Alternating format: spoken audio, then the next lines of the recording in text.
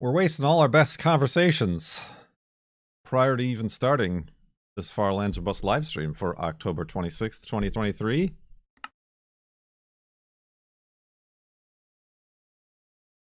We left off at 54,760 point something 4 megabytes. And we've raised $2,242 for direct relief with an anonymous $20 donation coming in a day ago. Or did that come during the last Blob stream? I don't remember. Either way, we're at $2,242. They did warn us about the exploding creepers at the beginning of the game here. That's fine. You got your woofs ready. I'm ready.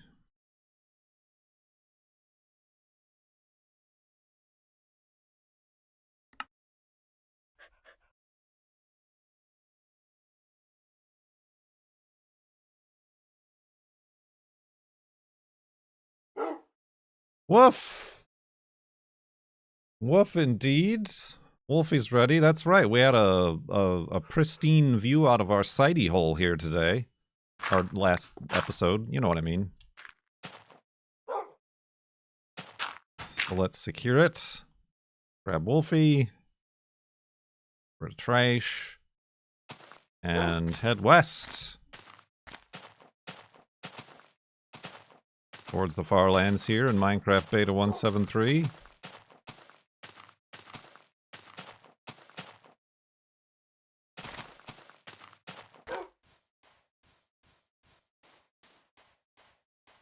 Indeed.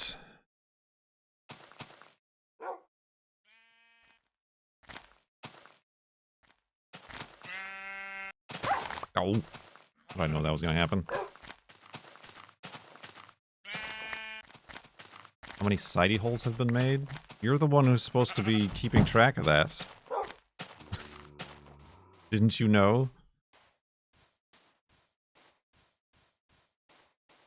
Oh.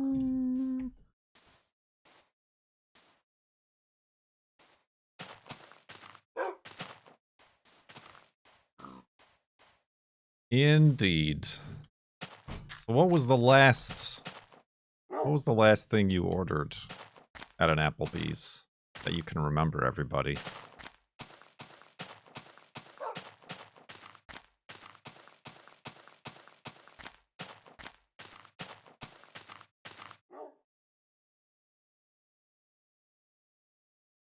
Weatherman has never been to an Applebee's. Cheeseburger, is it Applebee's with the Dollaritas? Probably, I've seen a commercial. Ribs? Isn't it Chili's that has ribs? Isn't Chili's the baby back ribs place? Was Applebee's the one that had like the Jack Daniel's barbecue bacon cheeseburger?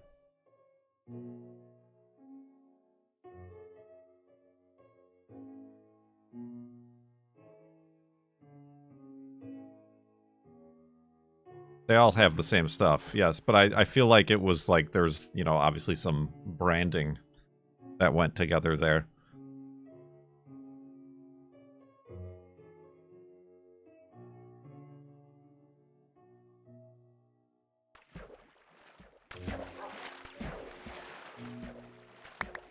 Oh, that was TGI Fridays, okay. That's what I remember from TGI Fridays, I guess.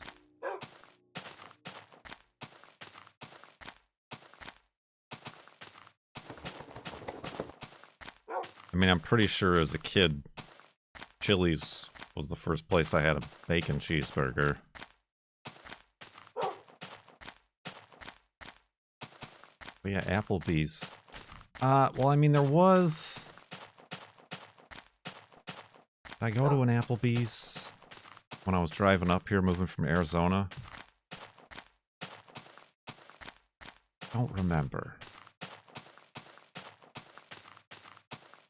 Don't think so. Wasn't Applebee's down the road in Arizona that I feel like I went to at least once out of desperation. By God, I don't remember what I had. If anything. Maybe a salad a Cobb salad, a chicken Cobb salad, a chicken tortilla salad.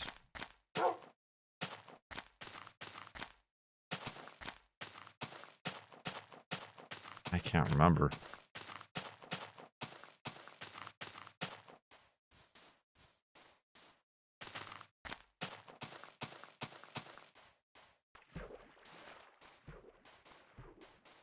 TGI Chili Billies.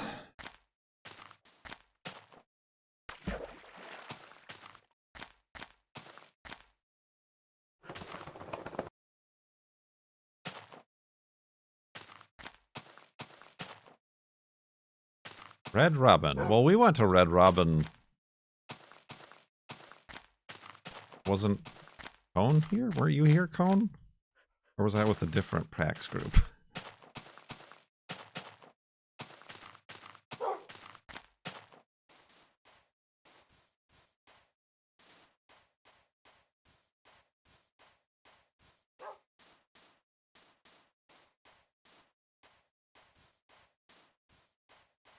Pandemic killed Red Robin. I mean, yeah, Red Robin is was okay for me because they had gluten-free buns, usually, for their burgers.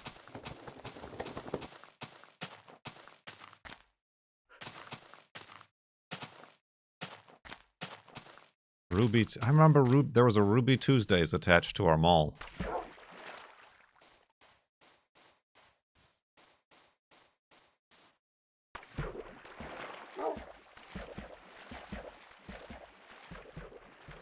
I don't think I've ever had... I don't know what Perkins is.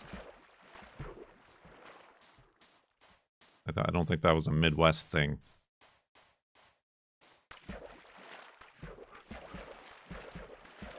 Oh, like a Denny's.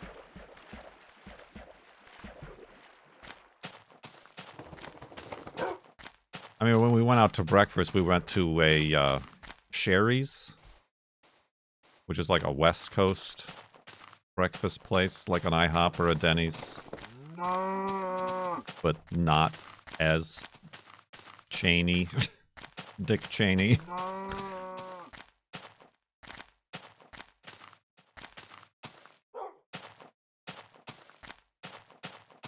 Just because there's really not a nice breakfast place around here.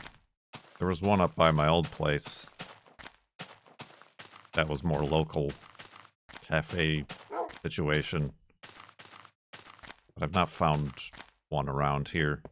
There's a couple downtown that are kind of small, hipstery holes in the walls. Yeah, Cone knows the place we went to.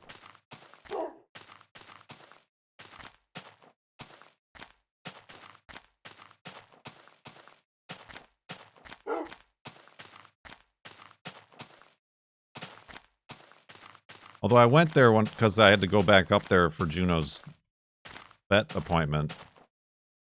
After dropping her off, I went there. And they've definitely risen their prices.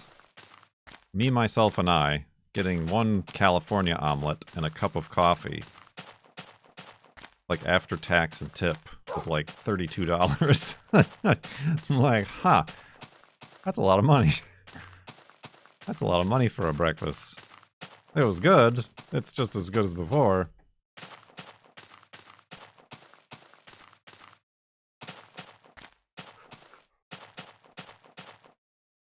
I mean, they have half-size omelets I could have gone for that are cheaper. But, like, the California omelet was like... You really are the most devious bastard in New York City. Mox! Coming in with the first sub-resub of the day. 66 months in the sub-tub. Sub-tub! Yeah, I feel like the omelet was like $16.99. And then, of course, I needed gluten-free toast, which is like an extra $2 on top of that. And their coffee, this is what I was mostly absurdly looking at. Their coffee was like $4.95 for like a diner, you know, just a endless refill mug of coffee.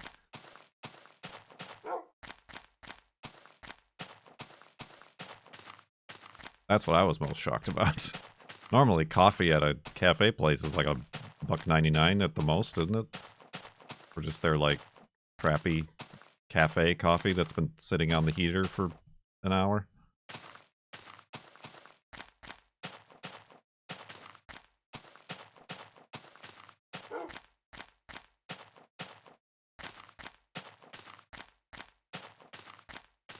Yeah, I used to go to that place a lot.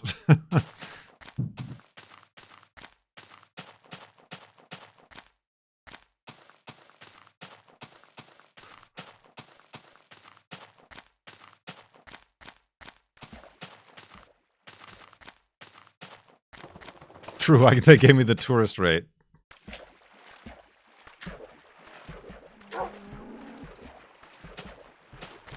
They didn't recognize me anymore.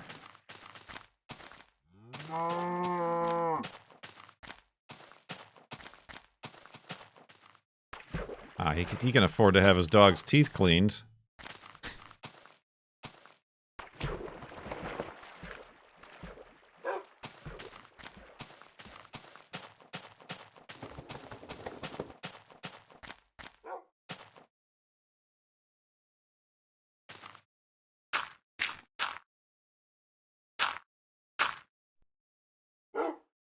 Oops.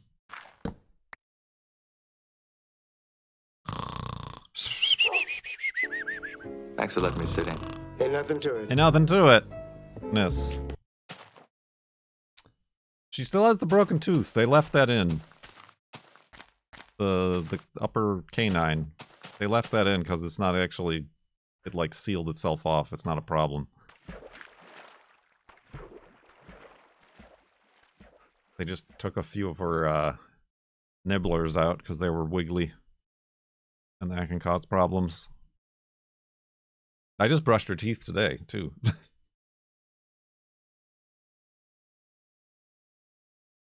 Gotta stay on top of that stuff. Now that I know it costs $1,200. You've got it. What did you recently break a tooth? Phone's breaking teeth?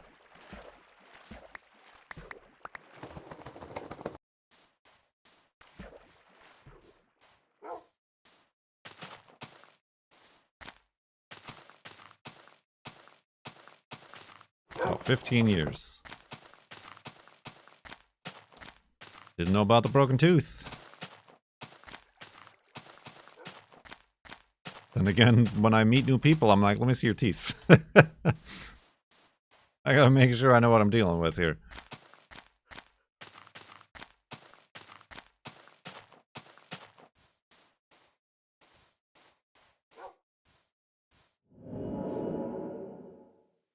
Pardon me.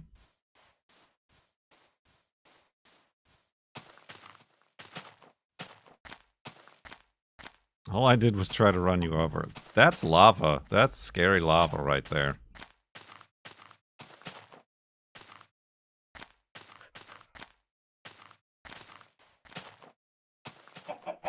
Oh man, that is an attempt on my life.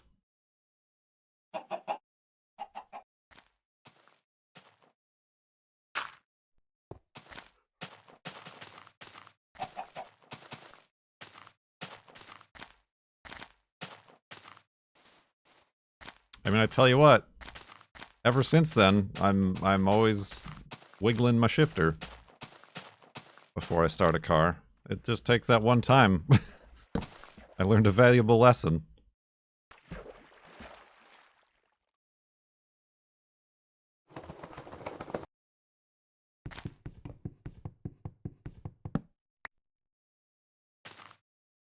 Whoa!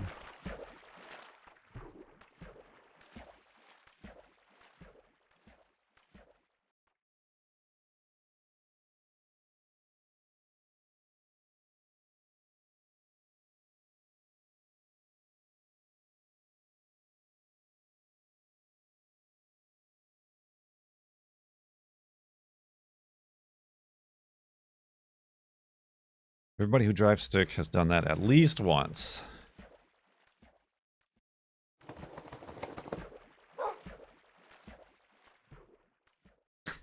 How many of them have done it when their friend is standing in front of the car, though?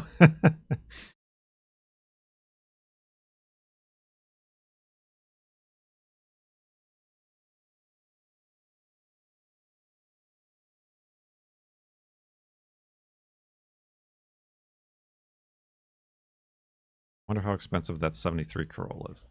It's going for a little bit more than I thought it would. Because there were a lot of, like, questions early on about, like, the VIN number. And the seller doesn't know that much about it. Which is always kind of sketchy.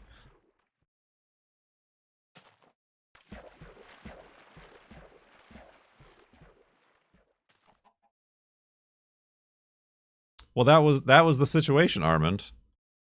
One Cone E Dodger was in my car. I didn't leave it in gear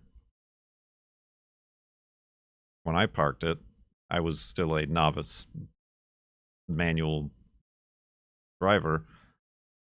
But he left it in gear, so I'm like, I don't leave it in gear. Why would I leave it in gear? I don't even have to check. Start the car. Good lord.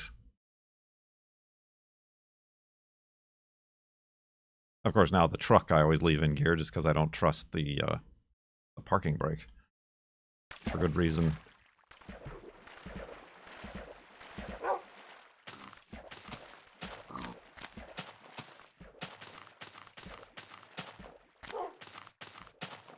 No clutch pedal interlock. You mean like a safety switch? No.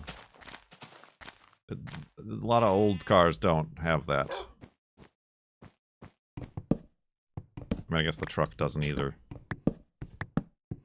I mean, that was kind of embarrassing because that one Corolla that I test drove, that was on Bring a Trailer, did have that, and I, like, went to start the car and it didn't start. I'm like, uh-oh. He's like, oh, don't you have your foot in the clutch? I'm like, oh, I guess not. I guess you have to do that on some cars. Yeah, that's like a added feature. I feel like.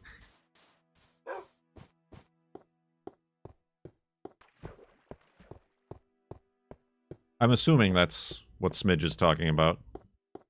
Like a neutral safety switch or whatever their technical term is.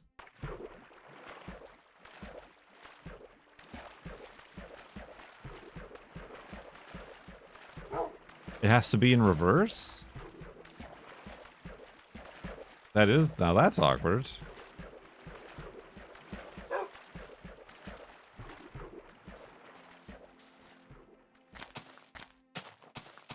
Is that on purpose, or is that something's wrong with it?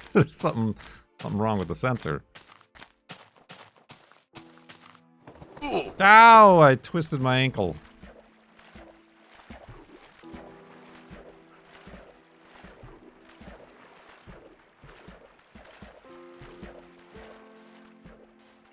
The ignition lock. Oh, anti-theft. I see. Well, now you've just told the secret, Cone Dodger. Live and on the internet.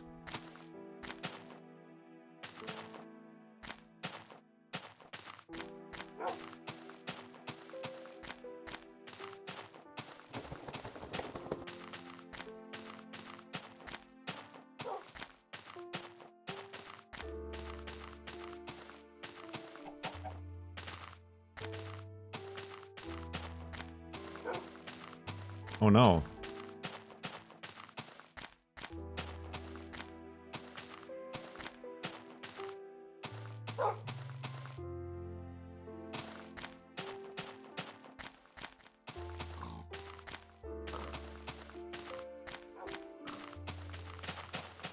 You fool, you've killed us all.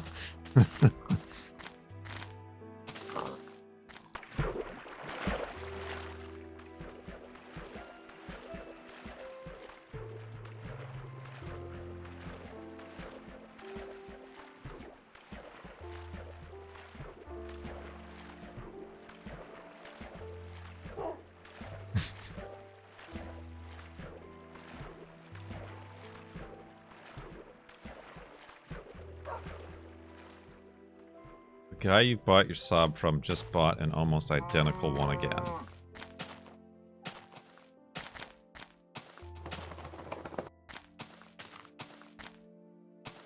Got him.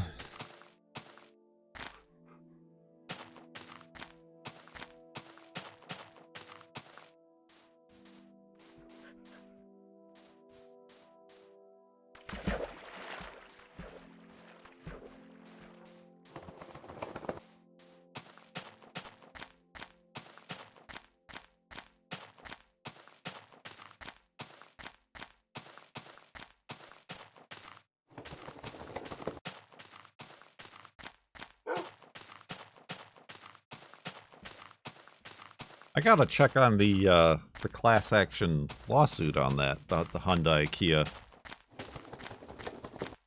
Because allegedly, you're supposed to pay out if you were affected by a stolen Hyundai or Kia. But I feel like that probably only includes owners. But I still have to, like, look up the terms.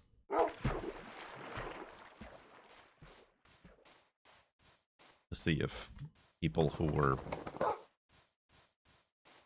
third party directly affected by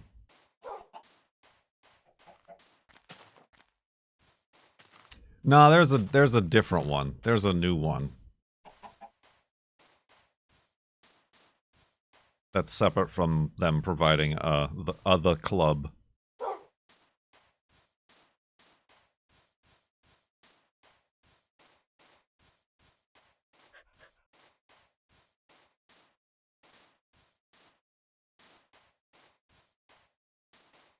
I still gotta figure out how to fix the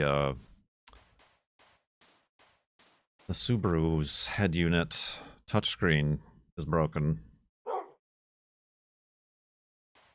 And there was a class action for that.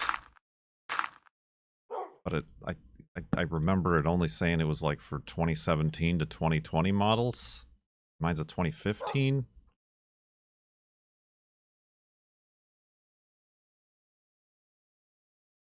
Oh, like if it happened. Yeah, like if your car actually got stolen and you incurred financial distress or damage, then you should get a payout. All right, let's go to sleep.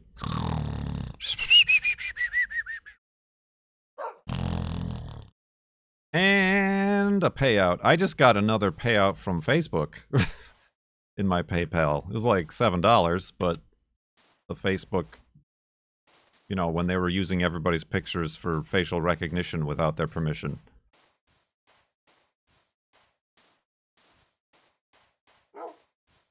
That'll teach them.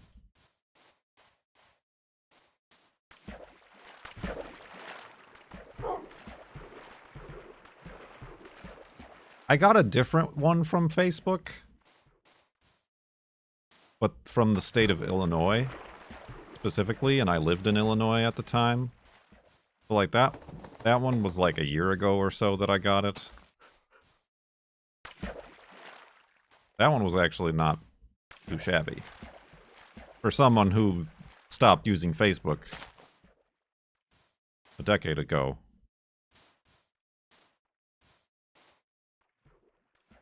But yeah, I don't know what this one was, a facial recognition one with a bunch of different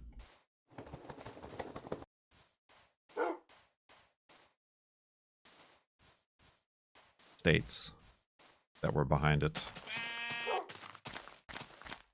And I guess I must have signed up for it or signed on to it, or they just had my records. Yeah, what's kind of... I suppose what's a little bit more distressing is that, like, it automatically deposited into my PayPal, and I'm like, hey, wait a minute, I don't remember giving anybody my PayPal.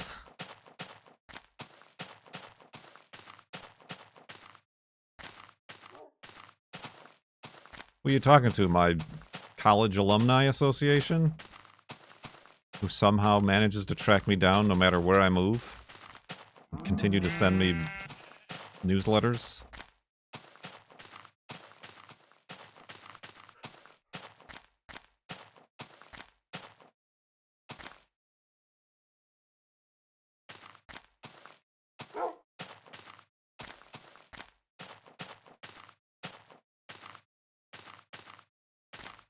chat has a class action claim because I haven't sent out the raffle winner things yet. I just sent 2 more today to the Canadian winners. I'm slowly working on it. That's costing me more money than I'd like to admit, because a P.O. box is not cheap, let me tell you what.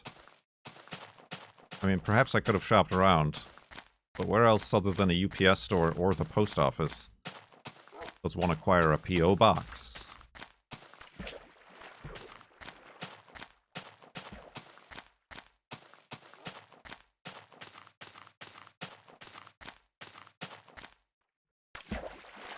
Mailboxes, etc.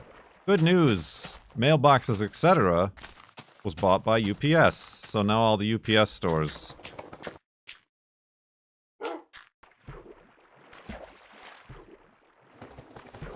are the mailboxes, etc.s. Ba-dum-ba-ba-dum-ba. Capitalism. Capitalism!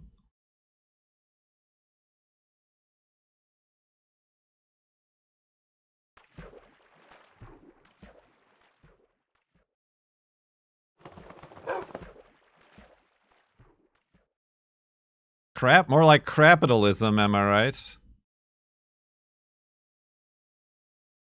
Yeah, I thought it was, I mean, well, post office box. What's that's going to be, like $8 or $9 a month? No, it's like $24 a month. For a stupid little mailbox. An address. Mine expires next month.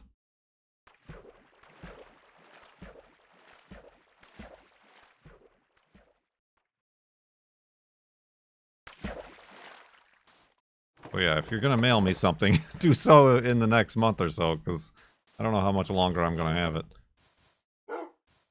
I might, like, extend it through the rest of the year, just to make sure I can get the rest of this stuff out.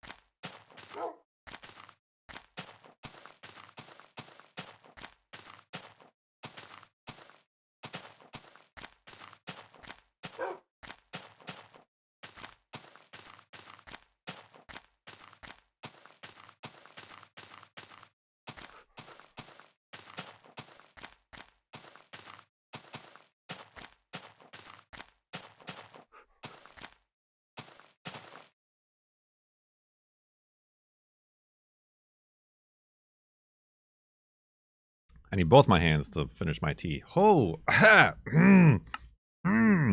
Ginger! Woo! Spicy.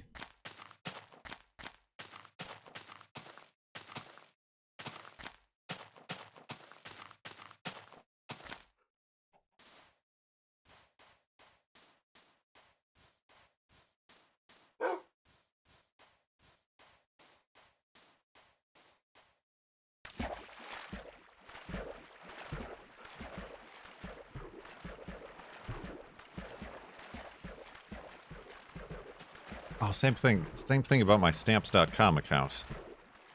I got the first free month. Then I had to pay for the second month.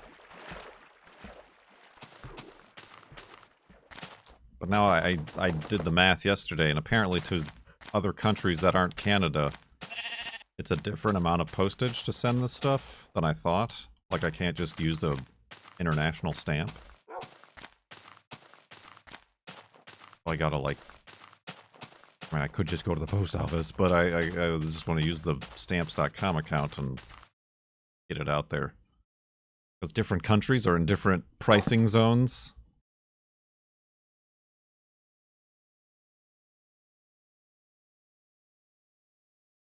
Oh, I almost made slabs.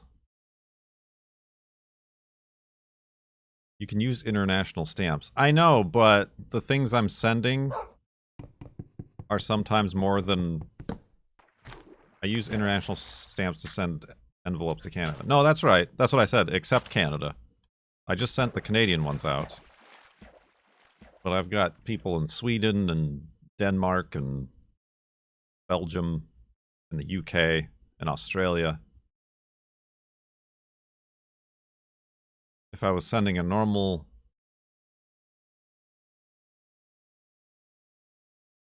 one-ounce or less envelope, I think it would work for all those countries. But the fact that the stuff I put in there tends to be more than 1 ounce, and there's like postcards and stuff that aren't really bendable, stickers and whatever, that's another surcharge.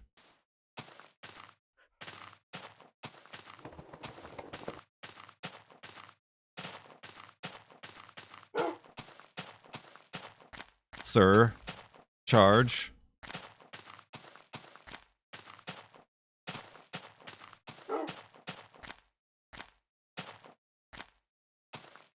You've gotten a keychain to Italy with an international stamp. I mean, I suppose I could just slap the stamps on there and send them and hope for the best.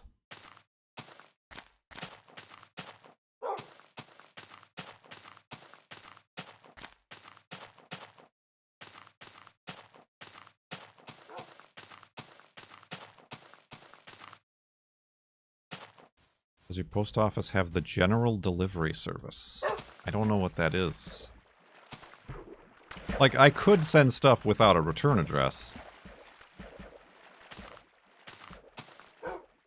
But then if it doesn't get there, I'll never know.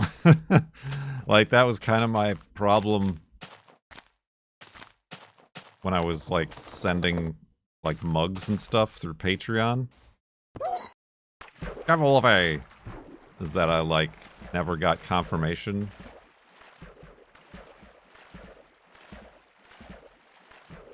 that the stuff got there, so I just, like, spent $15 on a mug, and Lord knows if it got to the person I sent it to.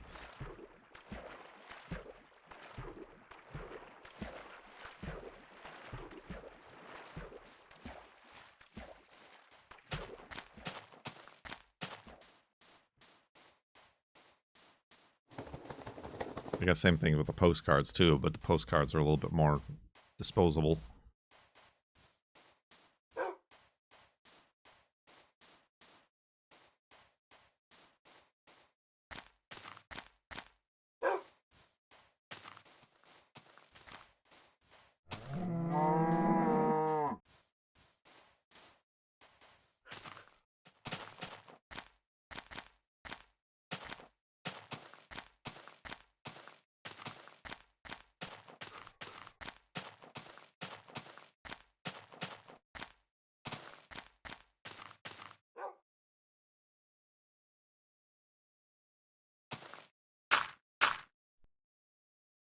Oh, that's not dirt. That's dirt.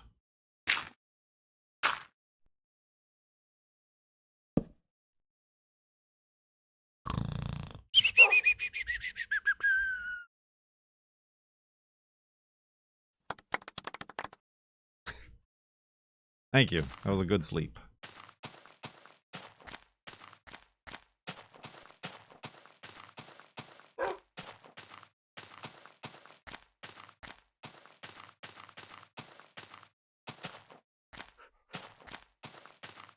General delivery is usually for people with permanent addresses, but anyone can use it. You just mail it to name, general delivery, city, state, zip. You just go to the counter and say you're picking up a general delivery for name.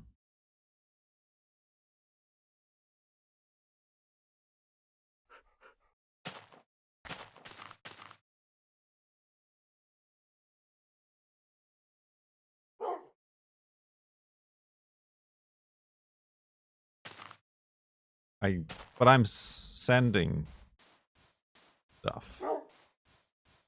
I don't think you can use general delivery as a return address. Hello, my name is Mr. Burns. I believe you have a letter for me. All right, Mr. Burns, what's your first name? I don't know. Ah.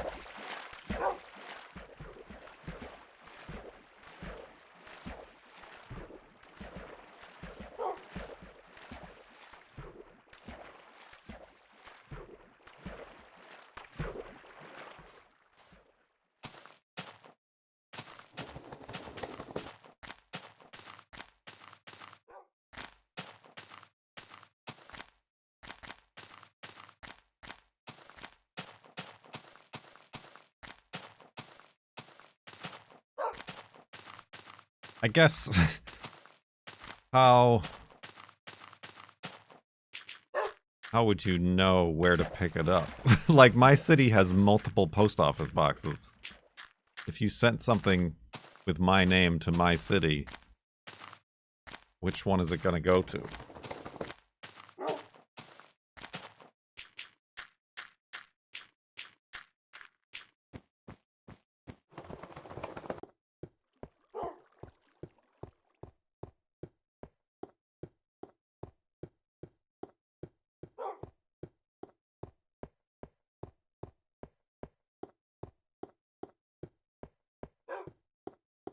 I think you'd have to use the post office's address. That makes more sense.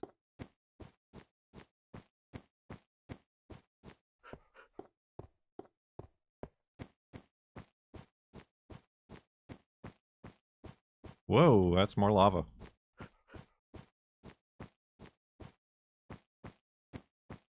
That is a literal post office box.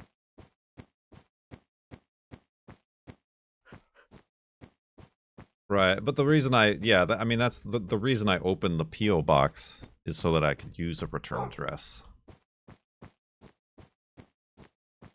Not necessarily so I could be sent things.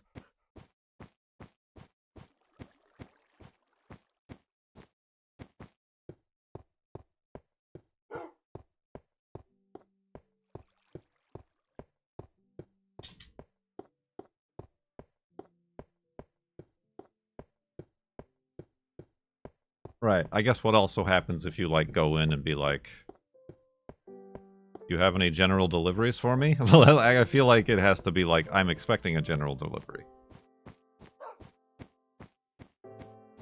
Well, at least in the post office, most post office boxes are available 24 hours, where you can go in with your key and check your little box.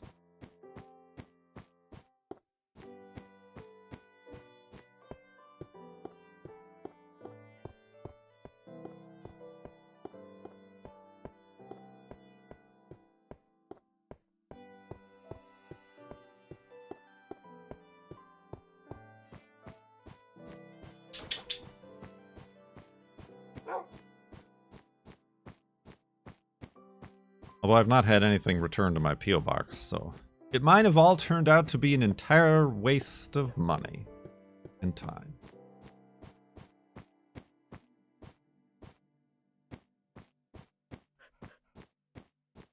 I mean, it wasn't, because I got this cool F3 button. And a bunch of T's. And a notebook.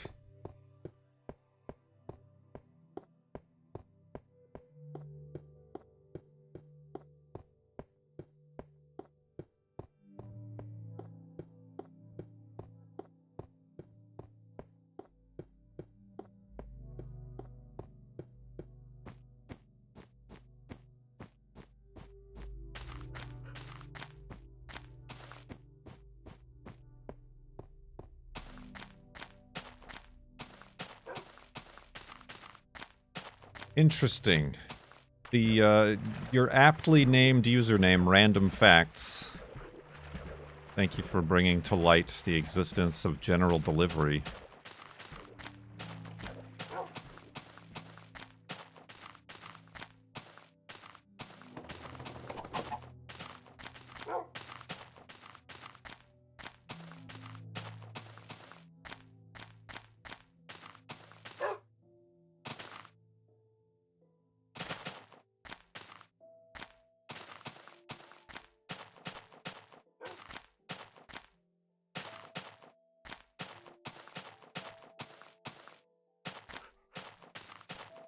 I guess you should Google, can I use general delivery as a return address?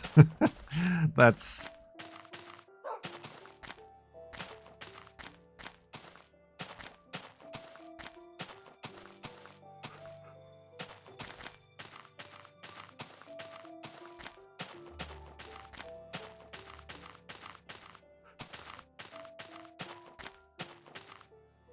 That's more what I'm looking for.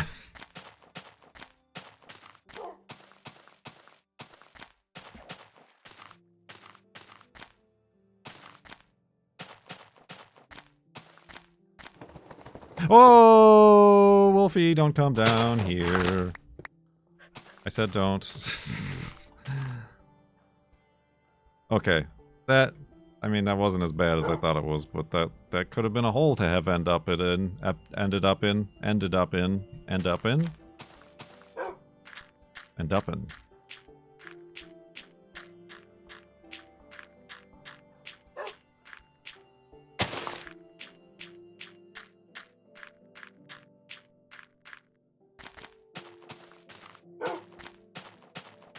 Gosh, with all the lava and holes and...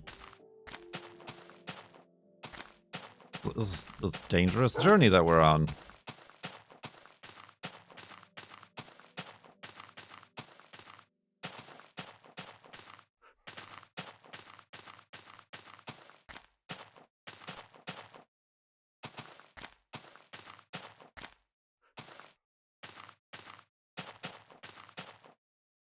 Wolfie, come over here.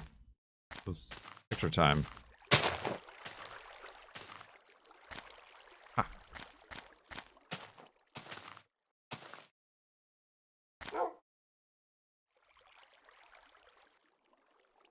Thumbnail.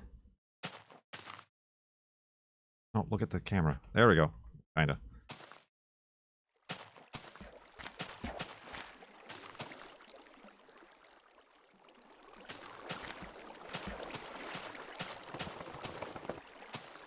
Yes, you can use post office general delivery as a return address. However, it is not recommended as it can make it more difficult for the post office to return your mail to you if it is undeliverable. General mail held for only 30 days, after which it's returned to the sender, which is general delivery, which resets the clock, right? No. This means if it's unable to deliver, it will be returned to the post office. You may not be able to pick it up.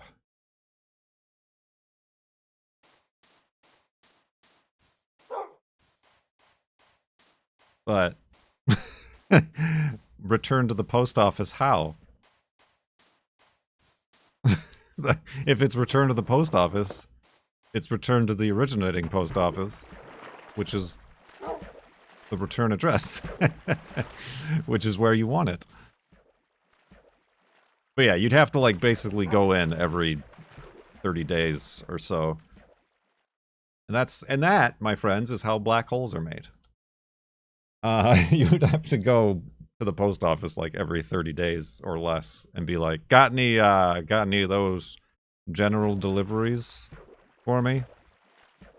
And they'll be very quickly annoyed with you as you continue to come in and ask for general deliveries in your name.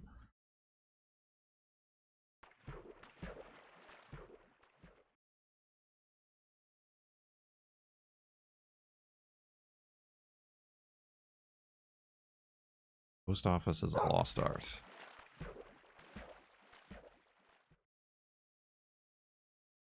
Can I send you a posted card?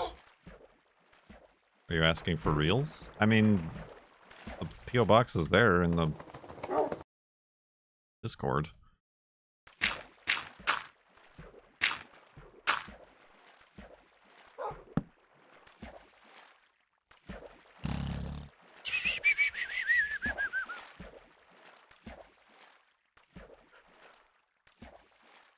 That's like putting the real address in the return address and the main destination being fake or undeliverable. Right.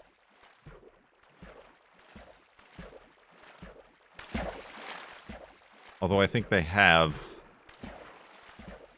some methods against that, in that the originating postmark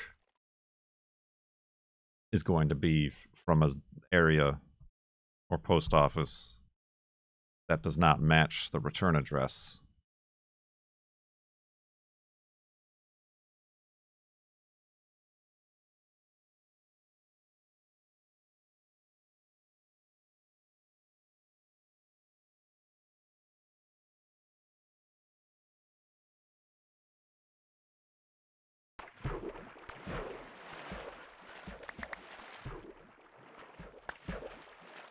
It worked once, and somebody was keeping track of it.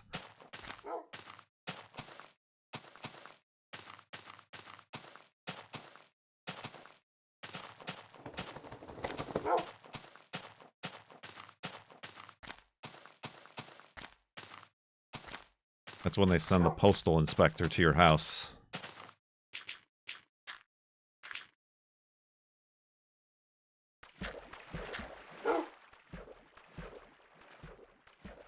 Wearing latex gloves? No!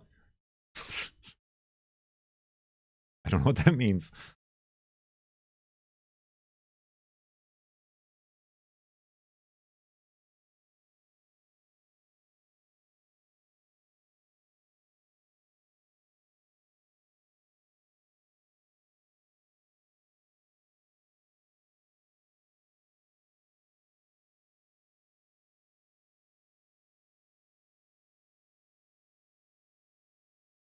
You have vintage postcards. Are you sure they're going to survive?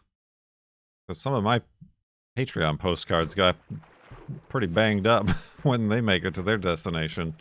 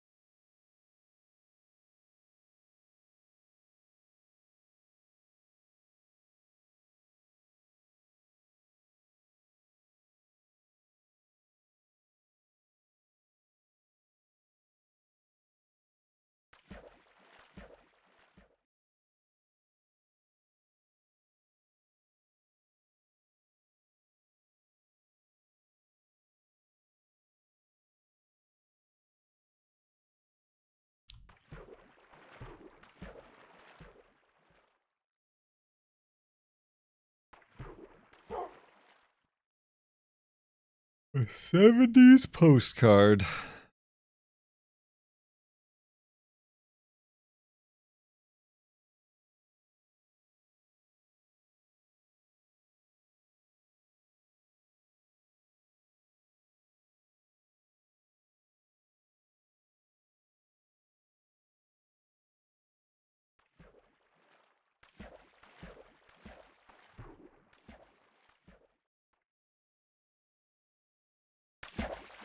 Bloop.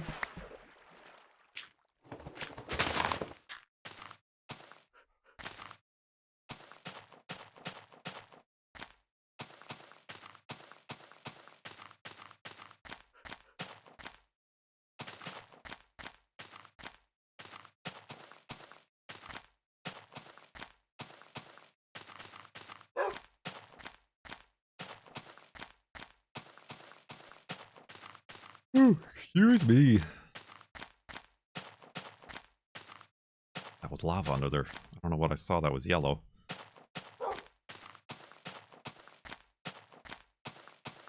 I mean, perhaps these flowers.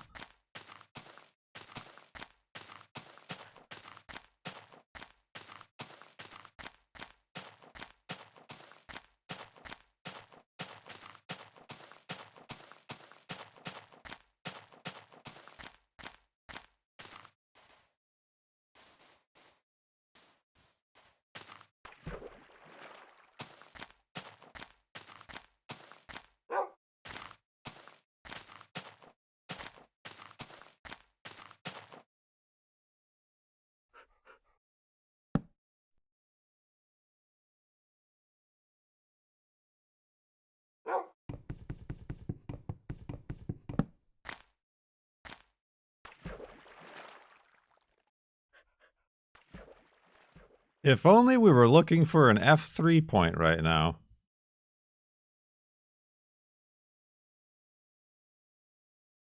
pretty difficult to pass this one up.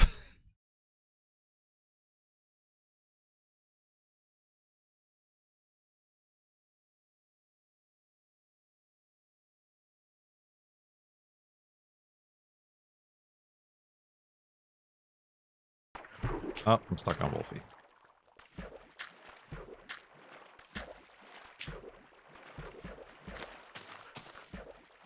Oob! Yeah, there's your elevated hidey hole.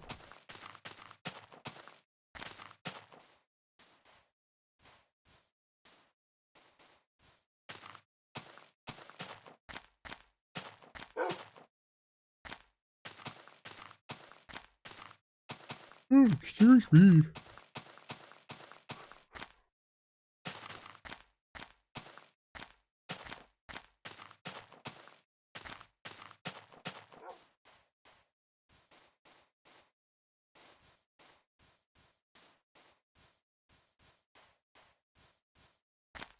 What was? Oh, in new Minecraft. What was your favorite or least favorite item in new Minecraft? Item or feature? Well, feature is the stupid snow that you sink in.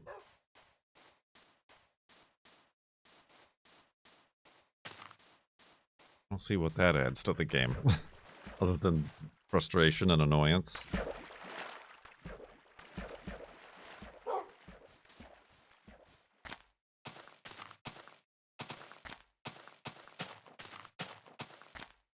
I was also pretty disappointed in the crossbow.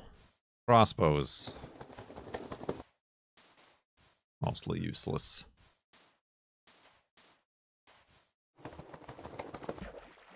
I feel like for its low rate of fire, it should like travel a lot it should travel like a laser. You know, it should just go from point A to point B instantly. But instead I felt like it had less range.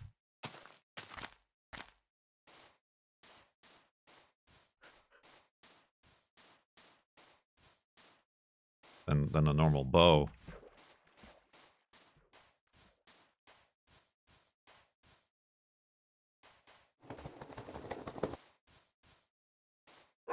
Does it do more damage? I mean, I suppose the one I had shot 3 arrows at a time, but anything further away than 5 blocks meant you can only get 1 hit anyway, because the arrows went like in a V shape. I wish the multi-shot got straight. It was 3 arrows at once.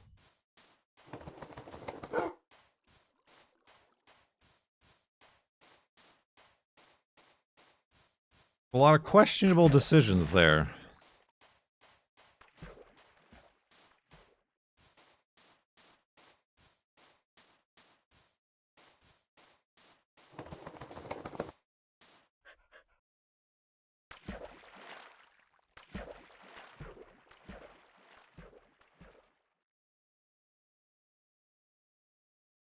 Right, the piercing enchant. Yeah, I had that, but I couldn't use it. Because I had the multi-shot.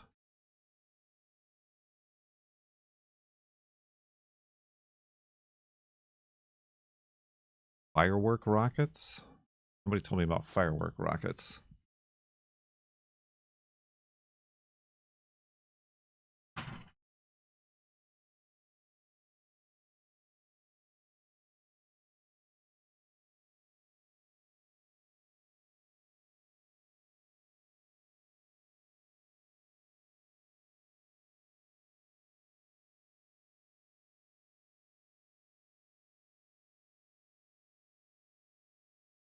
I don't know that I have a favorite of anything in the new Minecraft.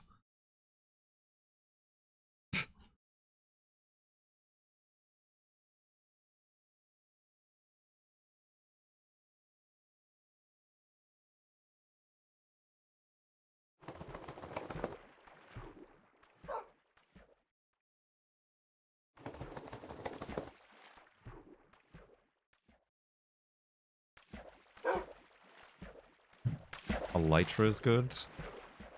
I mean, Unless it means your teammate just gonna fly away and you'll never see them again. And you'll be all on your lonesome for the rest of the UHC.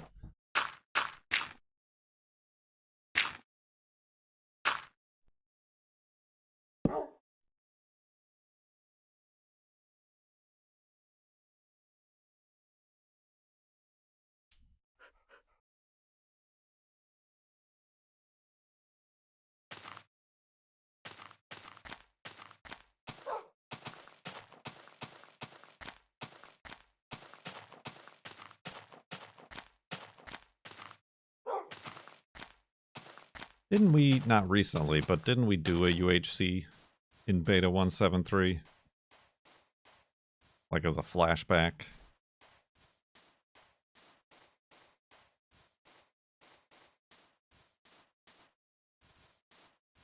Like, I don't know, in 2017 or something like that it was.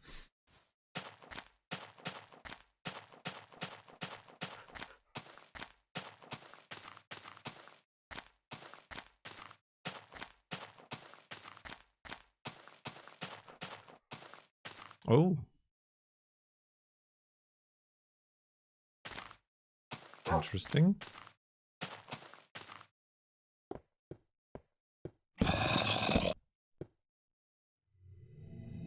I would like to browse your wares, dear shop owner.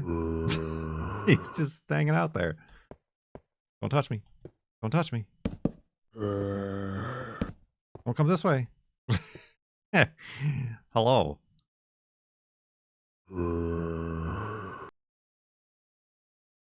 I have a, what was it called again? A general delivery? Oh, God!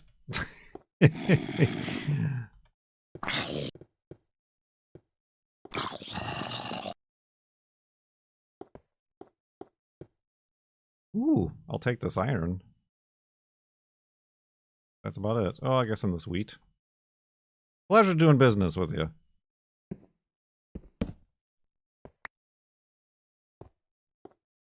You just wanted to know your name so you could check the general delivery.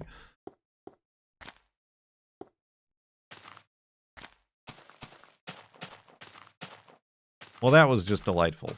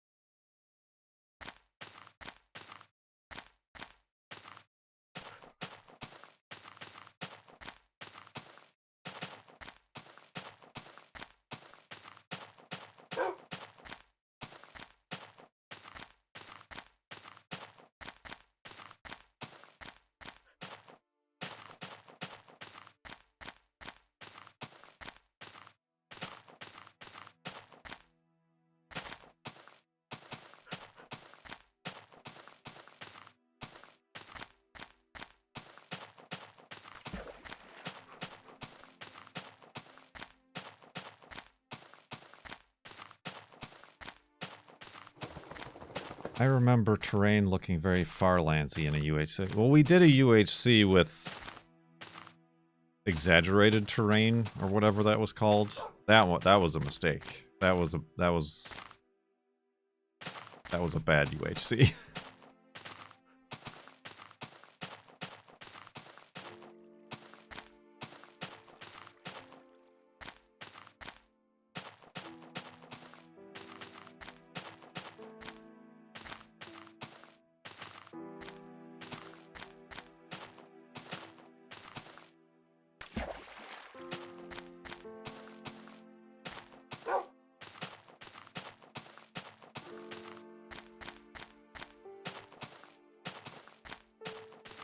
I can't remember that one ended just in like an extreme hills biome, but it was extreme hills all the way up to the build limit, so nobody was up on top.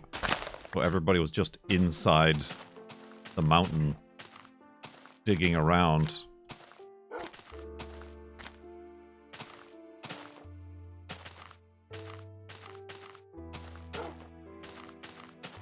Trying to find each other.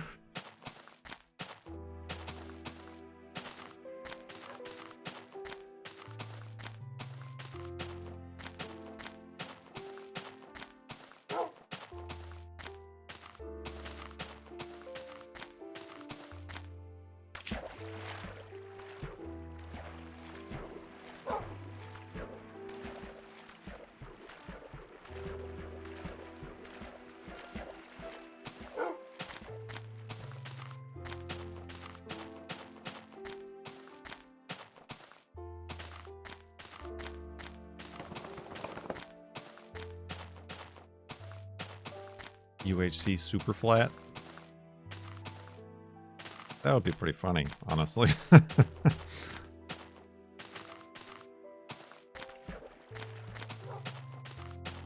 mean, we kept trying to make a Patreon Minecraft server in the Farlands, but it's apparently a lot more impossible to just make a map that is the Farlands than anybody's willing to admit.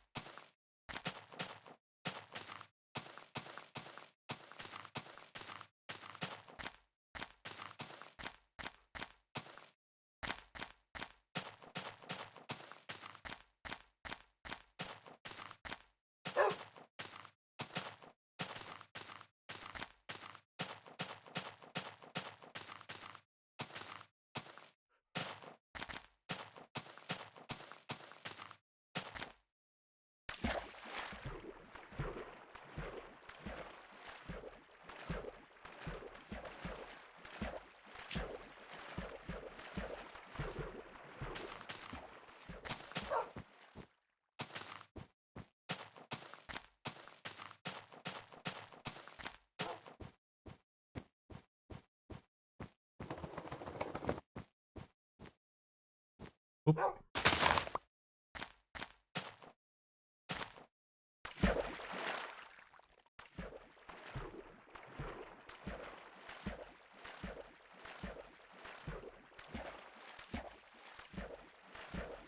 Bloink.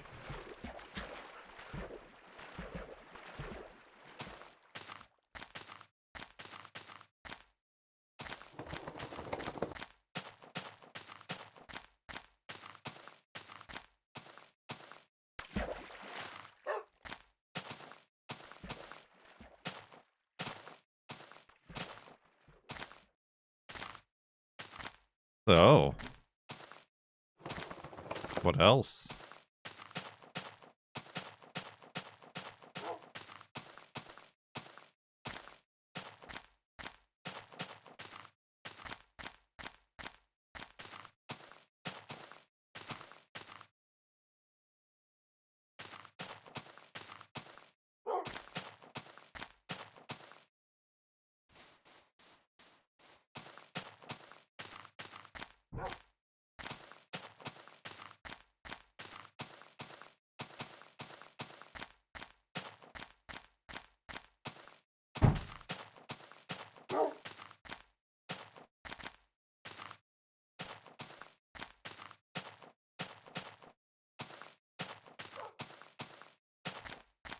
Literally nothing.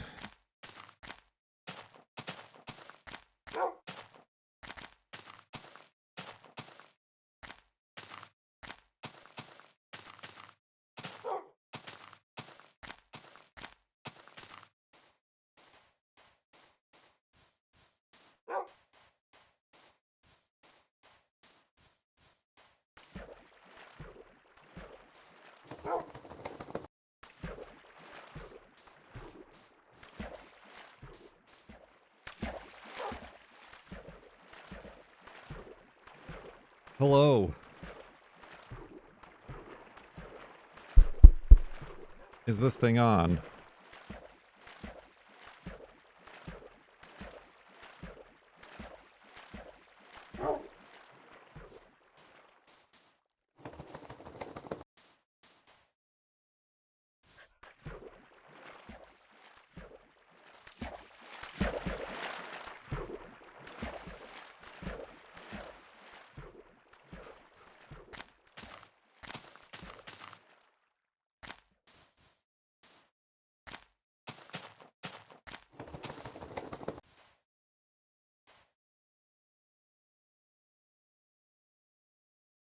Well, this looks like a pre-made hidey hole. A pre-made hidey hole. A pre-made hidey hole, if I've ever seen one. Wolfie's very stuck there for some reason. There we go. Danger? Is it, though?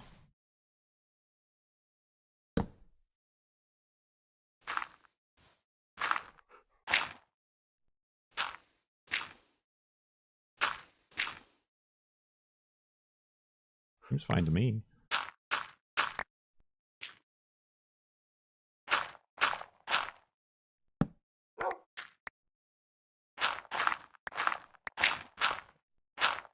Oh, gotta go in deeper.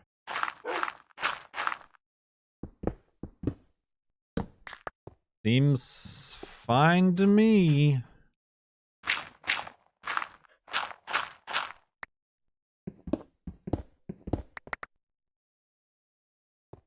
I'll take it.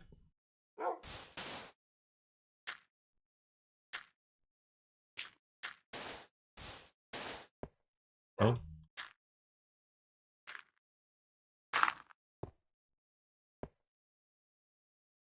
Not really pre-made so much as the entrance was made for us. Yeah, I kind of didn't trust the sand either. I feel like that existed only because sand fell right there.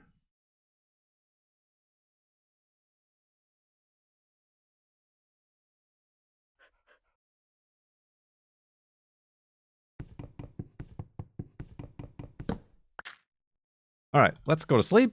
Back up the world. Invitey hole. It's pretty good. You got me on that one. Let's go to sleep.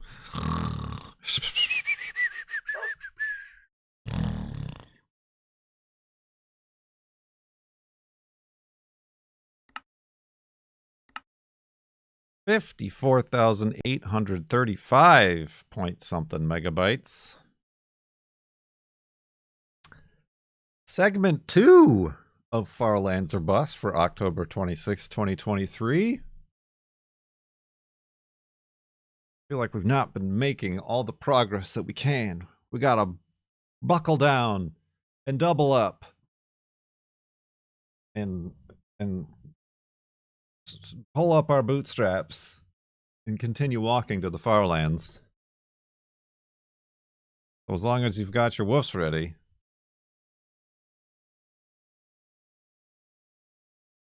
I'm ready. Woof, Wolfie's ready. Pulled up my jockstrap. Sounds uncomfortable.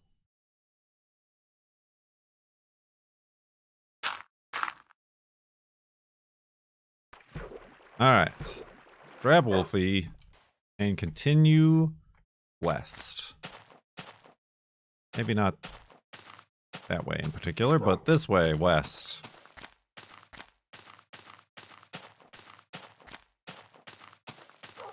Towards the Farlands. Here in Minecraft Beta 173.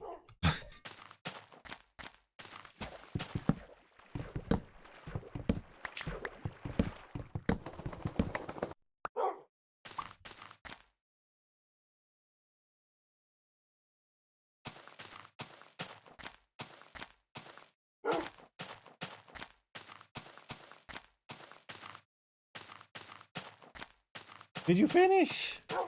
Juno finally finished her breakfast just now. Good girl. Oh. Go do that now, are you?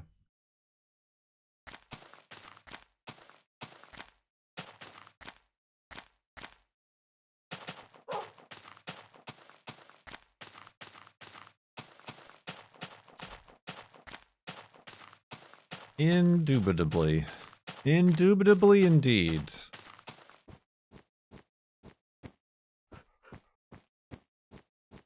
who here watched Ready Player One, the movie? There was somebody here who was going through with their friend and watching every Steven Spielberg movie, right? I don't know that they're here still right now, but in a previous stream, they said they were doing it. Feel real bad. I feel real bad when you get to Ready Player One. That was a very bad video game. That was not a good movie. It's on Hulu.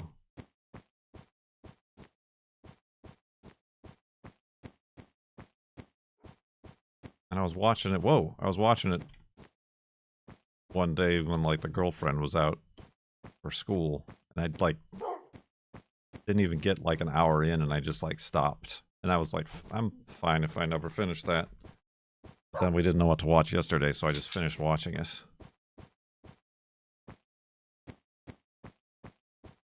This is really bad.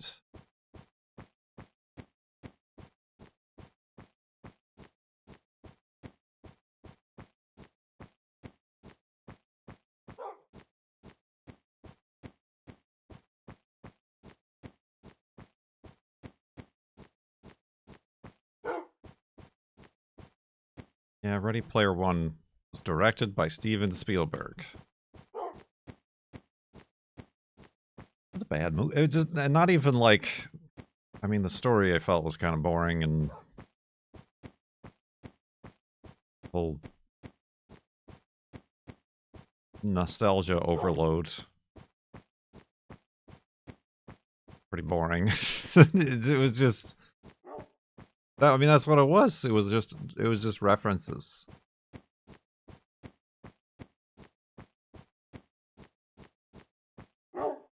Just not a good movie. More lava.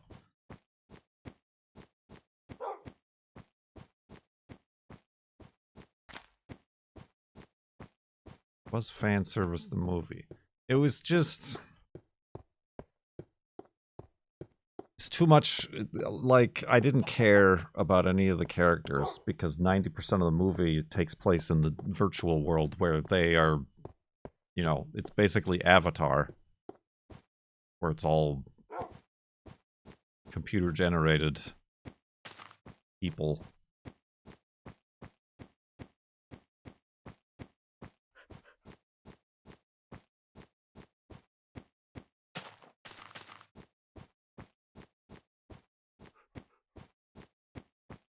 And yeah, it's amusing because the plot is trying to save all these pop culture references from an evil mega corporation who wants to own them. They don't respect them, they just want to make money off of them. And then got made into a movie directed by a blockbusteriest director and full of pop culture references that they don't understand but just put in there to make money. It was a real situation, a real lack of self-awareness.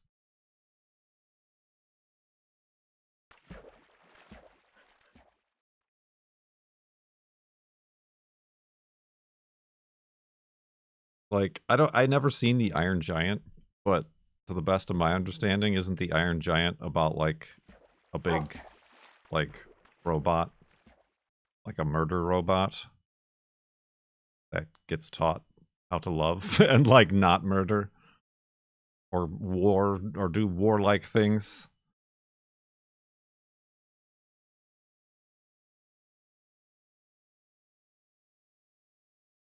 And then Get it out! Oh, this is gonna hurt. they bring it into Ready Player One. Already hurts. Just take it out. If you say so. Hello, Kurt. Been a hot minute, but I need a voice in the background, and you have one of those. I do. I mean, I don't have a background. My background is screened out. But I have background audio, if that's what you want. Thank you, Alpha Factory, for 32 months in the sub-tub. Yeah, then they take the Iron Giant, and they have him shooting rockets and stomping people and getting into a fight with Mechagodzilla. I feel like kind of missed the whole point of the Iron Giant. As a standalone artwork. Alpha Factory. That's what it is. Al Factory.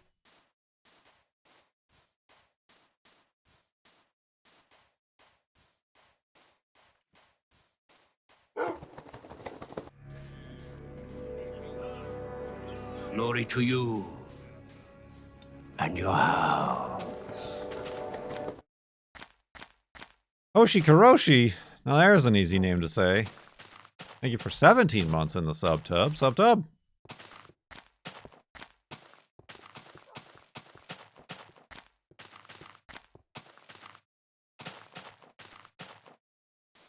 So yeah, just an incredibly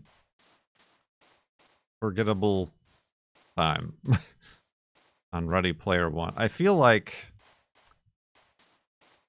What was that one video game movie with Ryan Reynolds? Regular guy? Normal guy? Guy? Whatever it was called. The Guy? I don't remember. Not a great movie, but I feel like that one had, like, better and funnier, like, wink wink video game references, right? Like, that one was better as that. New Guy. Was it New Guy? Was it New Guy? Where he plays, like, the NPC in the video game.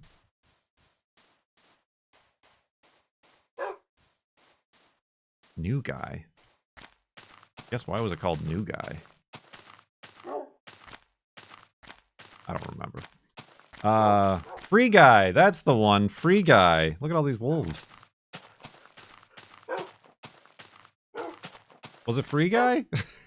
I mean, clearly it was not a cinematic masterpiece worth remembering.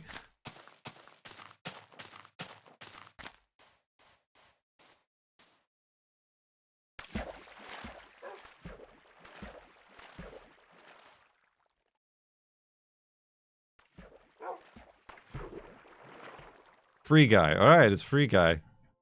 I guess it's kind of a reference to like, oh, I got a free guy, like an Extra Life.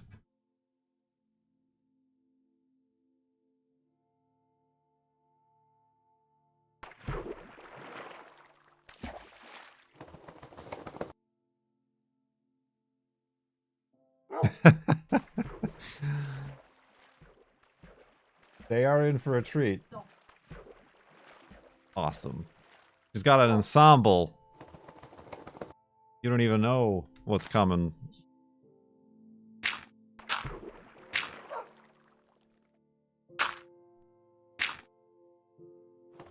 No. Not that I've seen.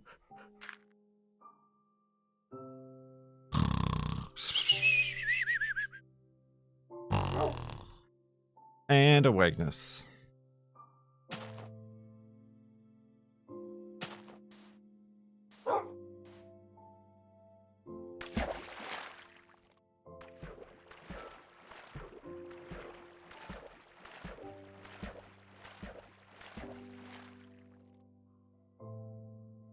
Although I feel even... What was the other one?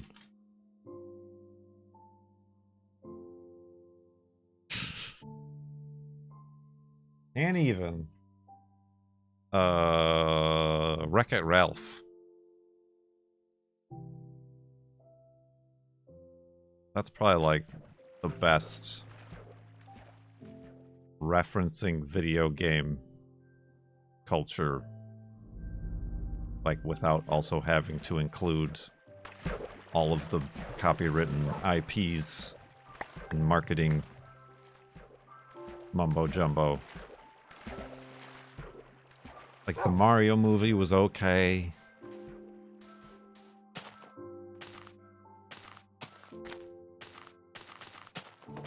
if you're into like the Nintendo references.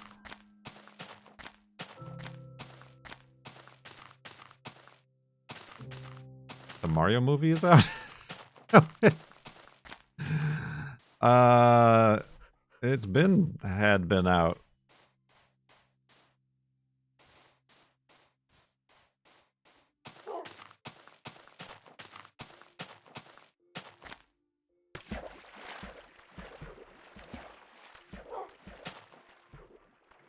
The Emoji Movie. Oh yeah. I mean honestly, that's the level I feel like Ready Player One was at.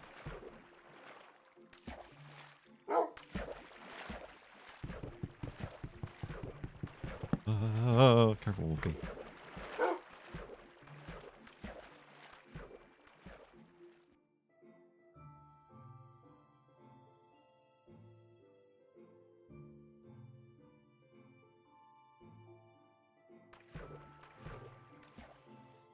Pretty, I already heard a lot of stuff that it wasn't great, so I wasn't expecting much. But like, it just doesn't even seem like a Spielberg movie.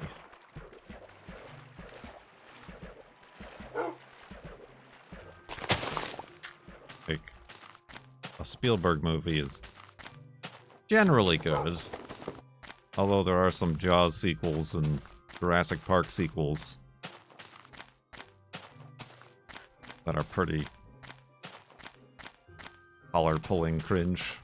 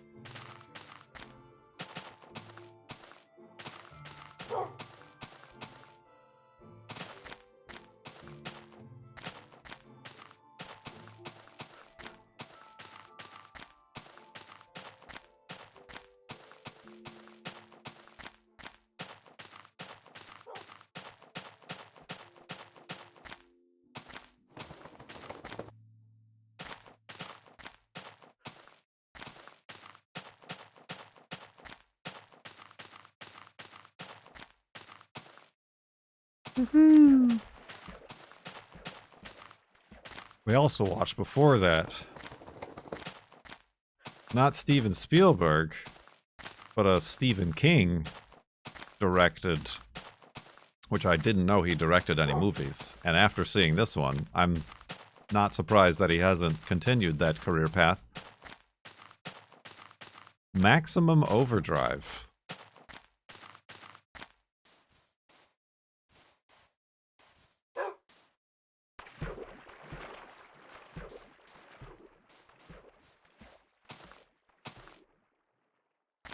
He admitted it himself. Was that like the only movie he directed?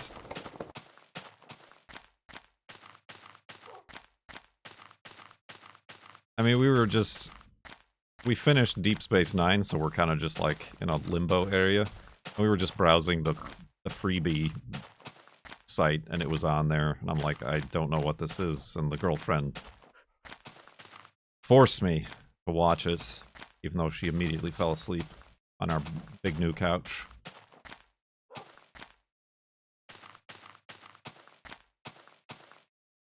And something like I directed one movie and it was enough to convince me I would never direct another. Yeah, this is a very bad movie. Like, some movies can be bad and campy. I mean, like the one I always forget the name of. The legendary, no, the Legendary Kingdom. The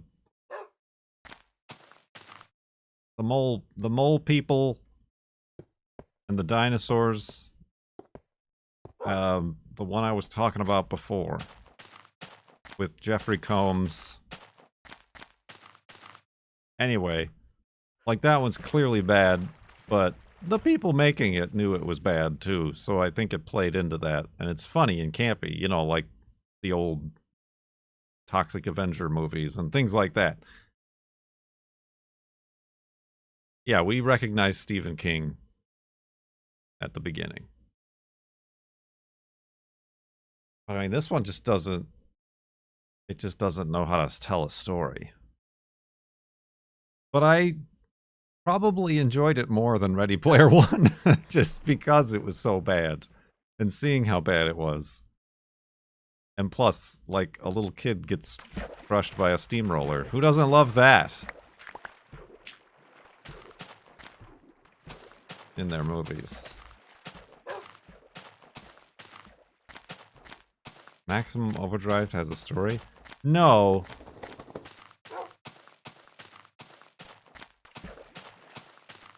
But it needed one. It also needed, like, dialogue. Yeah, for those of you who don't know, it's about a comet that passes over the Earth, and the Earth is in the cometary tail, and it causes all... Ooh, this is floating. This is floating gravel. I should leave it immediately. Causes all machines on the world to become sentient and want to murder people. And by all machines, it's mostly trucks. Mostly semi-trucks.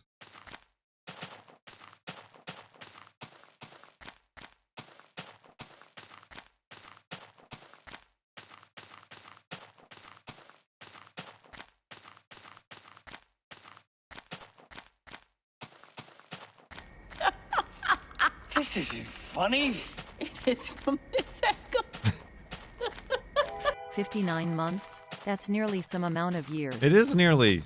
Potamisium, thank you very much for those 59 some amount of year months in the subtub.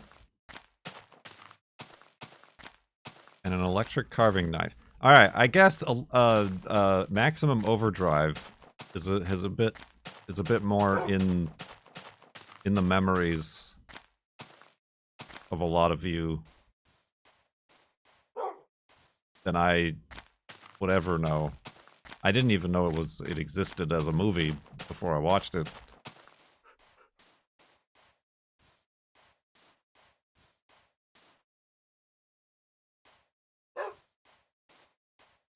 Through the electric carving knife and the soda machine, right, that kills a bunch of 12-year-olds.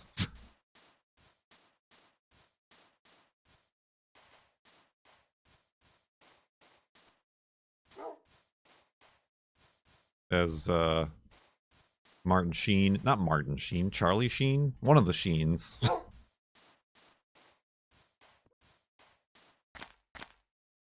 Ebenezer Sheen, I don't know which one. Is that the one where the Coke machine kills people? Yes, yes it is. Sparkly Sheen.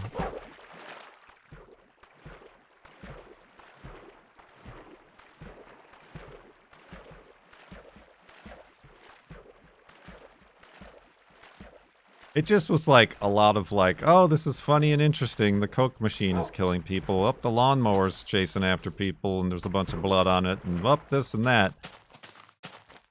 But that's like the first 15 minutes, and the remaining like hour and a half is just semi-trucks circling a truck stop with our characters inside. Like that's the rest of the movie. And every once in a while, one of them gets a crazy idea, goes out and gets run over.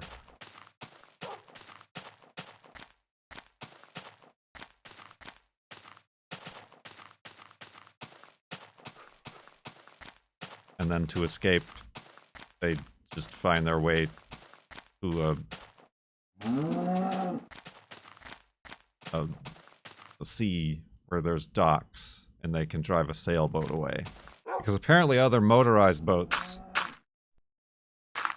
aren't evil and turned against them. It's just mostly land vehicles and planes.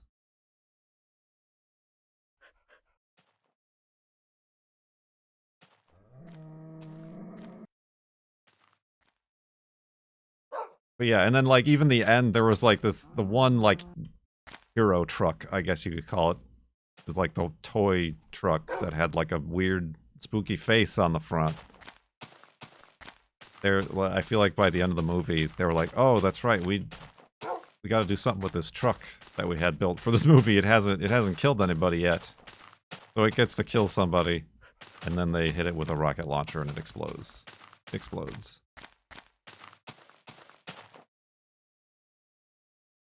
He was so high on booze and cocaine that he doesn't remember much as the director. The Green Goblin truck, yeah.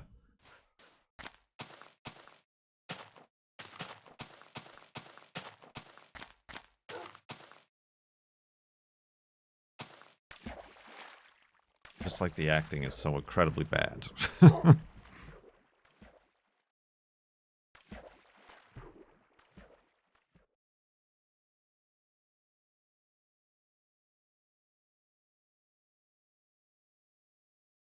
Armand is our resident Stephen King historian, archivist, expert.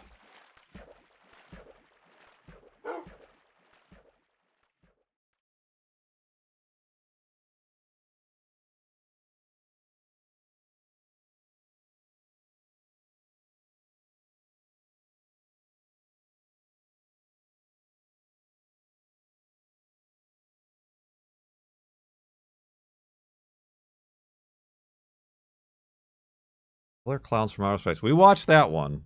That's another one that the girlfriend had me watch. Because I hadn't seen it. She wants me to watch Attack of the Killer Tomatoes. But I'm saying this quietly because anytime it comes up, she has to sing the entire theme song.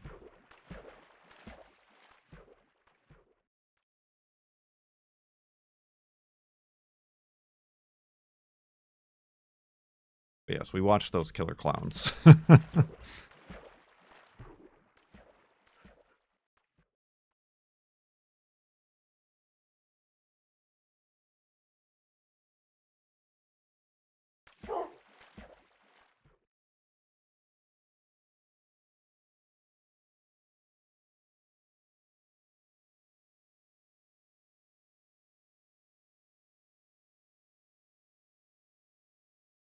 We're awash, just awash in high brown, mostly brown, highbrow culture in this household.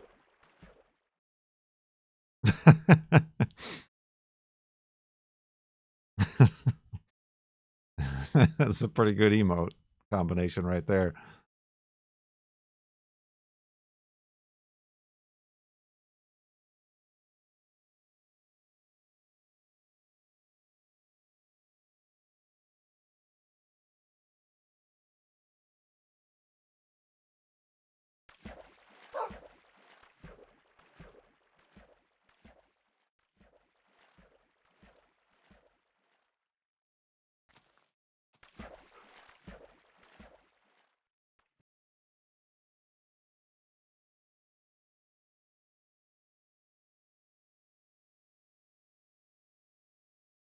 He's reaching out to give us a tree. Here you go.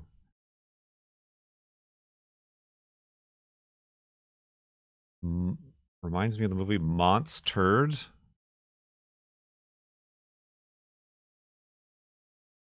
Let me guess.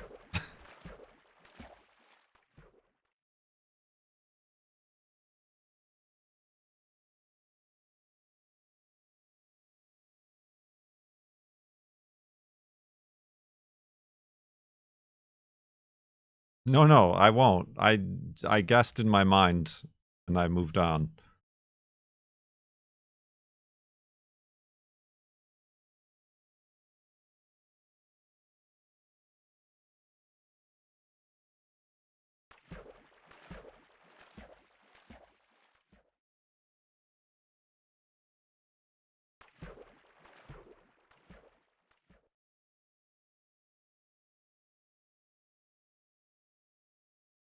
I did just watch the X-Files episode that is the acting debut of one Jack Black.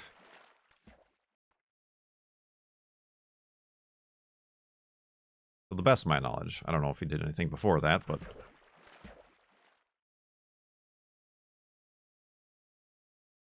And also Giovanni Ribisi. That guy, that actor.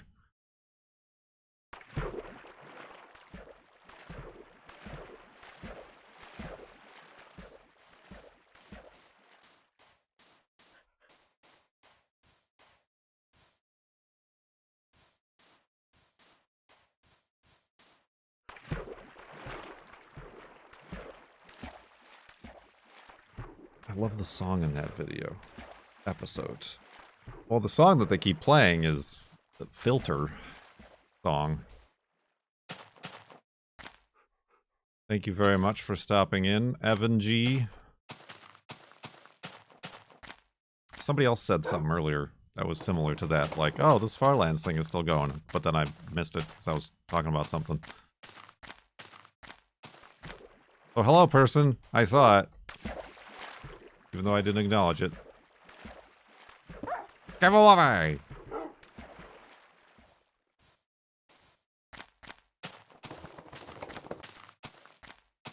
It wasn't this episode, but there was a previous X-Files episode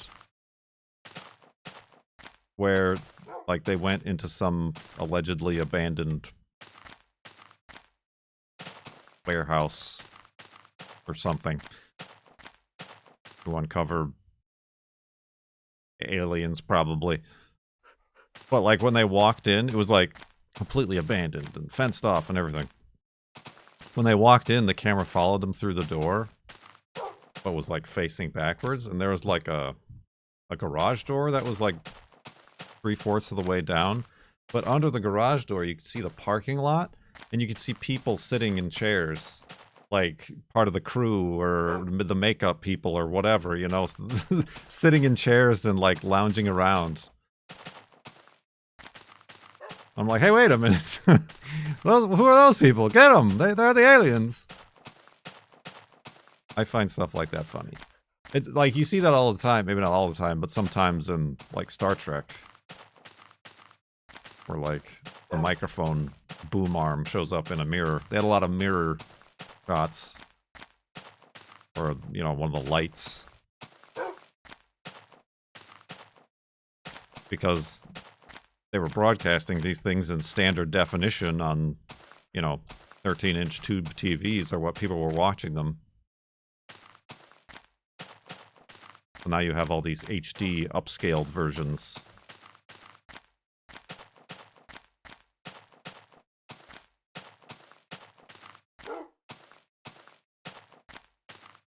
Where you can notice these things that they just kind of, they probably obviously knew it was there.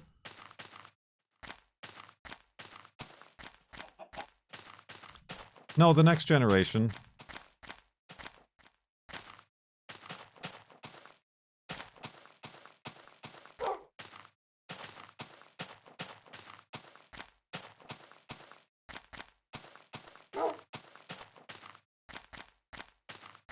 I like notice that stuff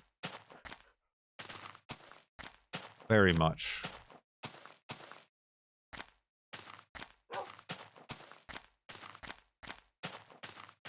I mean, to the point where it's distracting. I mean, like I said, I mean I've gone through my weird mental mental-tudes about, like, not being able to immerse myself. You know, like playing a video game knowing it's a video game and not, like, becoming The Witcher or role-playing or whatever.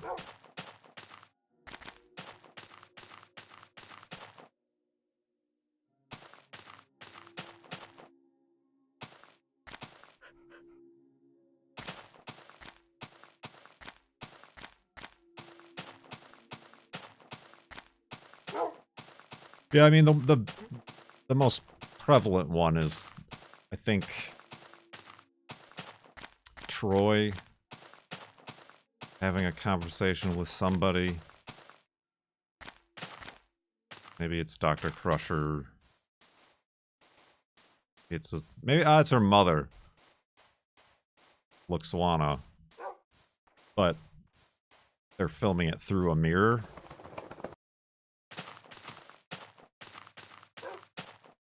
Which they've done multiple times. Whoever the cinematographer is, So it's like an interesting shot. But like she walks back and forth and they like shift perspectives between like the mirror shot of her mother and her in the foreground. And you can see the angled, the microphone boom following her back and forth in the mirror.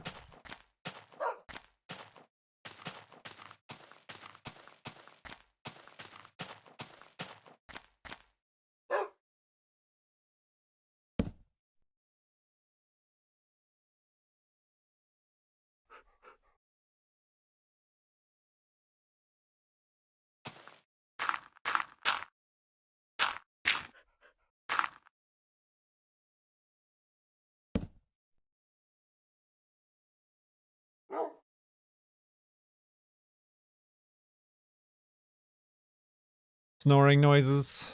There was a recent movie that I watched where I saw the boom microphone. Although there's been a couple times where I've gone to like a cheap theater back in the days and they didn't have the image centered right on the screen. So there was stuff that was like on the film that should have been properly cropped out by the projector, but it wasn't. So that there were like boom microphones and stuff that you could see. Like, hey, wait, what is this? There's no fourth wall here at all.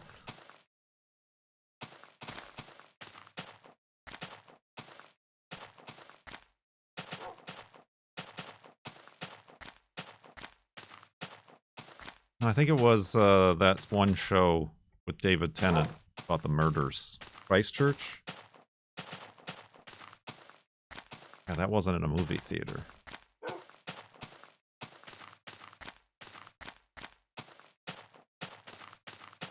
There was one scene where he was like talking to somebody on their front doorstep.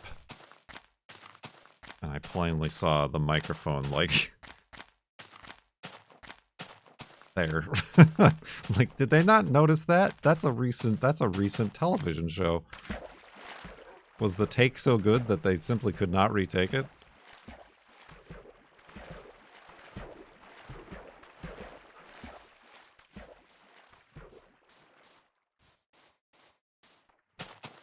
Broadchurch, Christchurch, Broadchurch. Coach McGirt, you know, that one.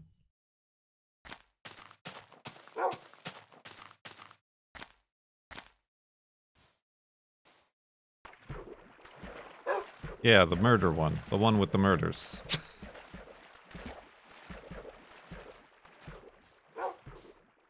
The British one or the American one?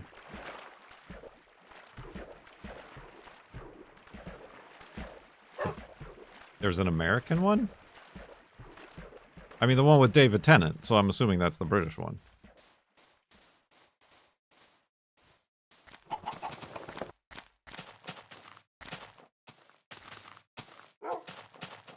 David Tennant was in both. What? What kind of a universe are we living in? I'm sorry?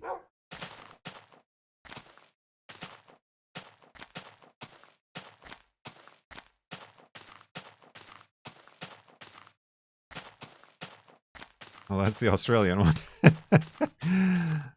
Yeah, that one was called Christchurch. Or was that New Zealand? I don't know.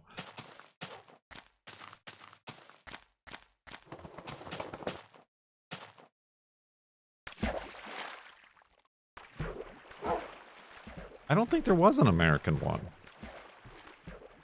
I think it was just the one. Grace Point? Okay, I have never seen nor heard of Grace Point. So yes, it was the British one with Olivia Colman.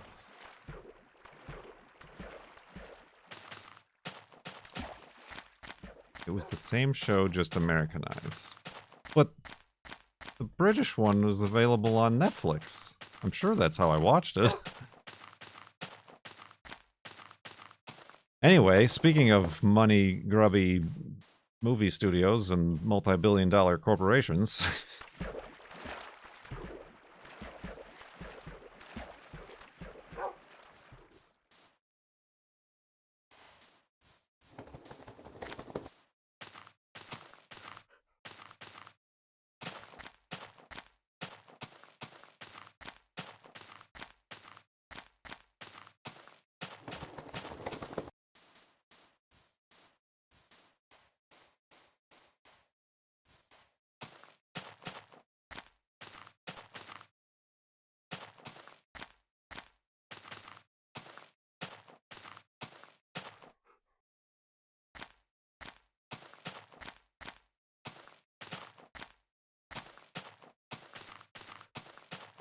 Weird.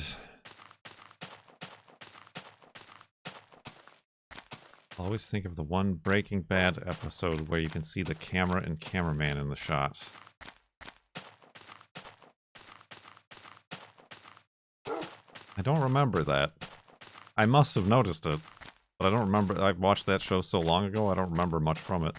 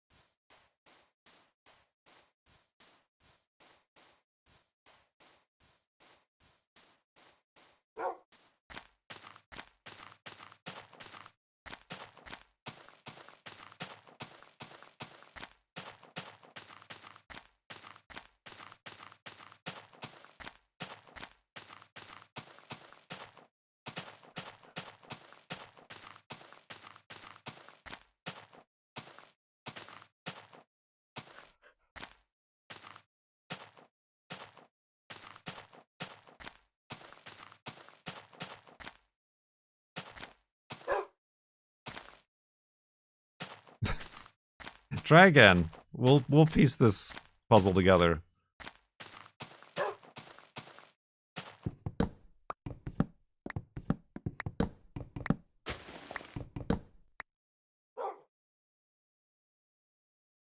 Oh, I did not need that much wood. Actually, what I need is wool. I don't need wood, I need wool.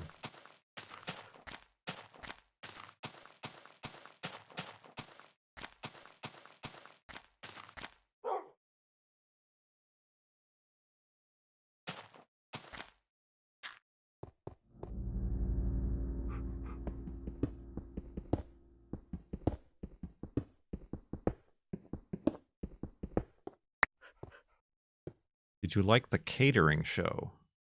I've never heard of it.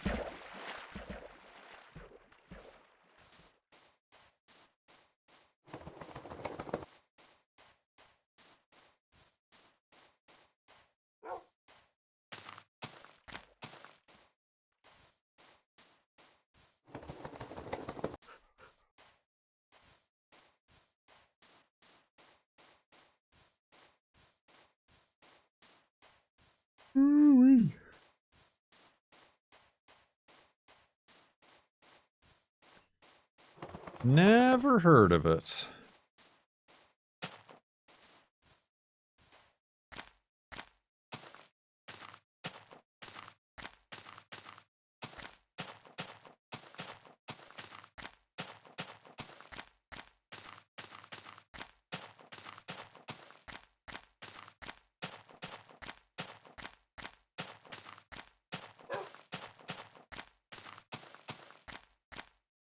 Ugh.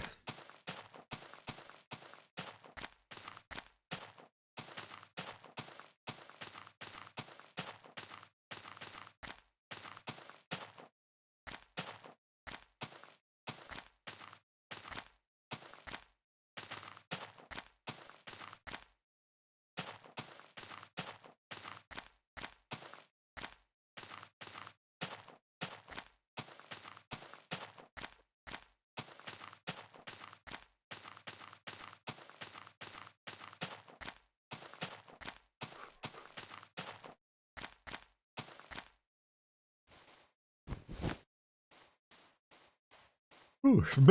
Excuse me.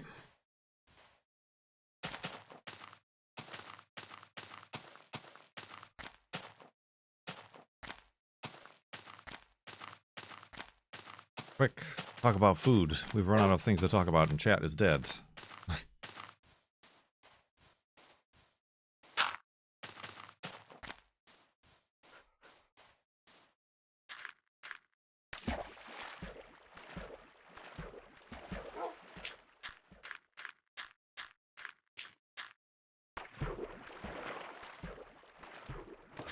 Right, I was reading about Grace Point.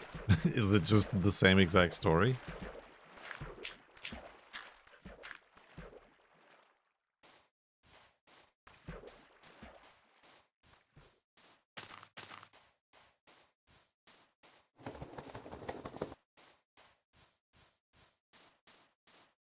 Best fast pizza? I guess what constitutes fast pizza?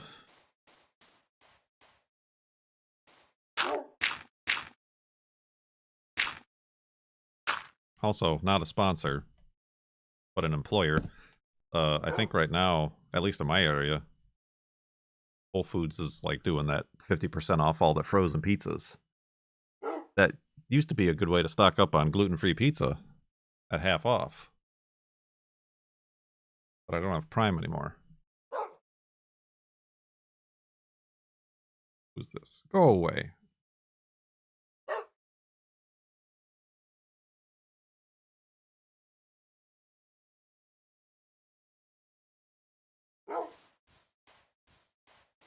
You don't need Prime to buy from Whole Foods, but the coupons and deals like that require you have Prime. You know, it's like being a club member. You get the club member savings at Safeway. Except it costs $140 a year to be a member of Prime.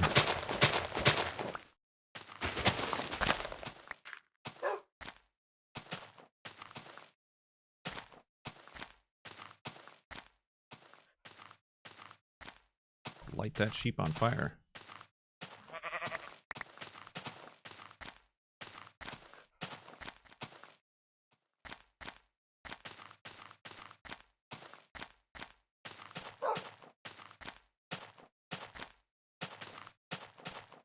Prime is overrated for just Amazon.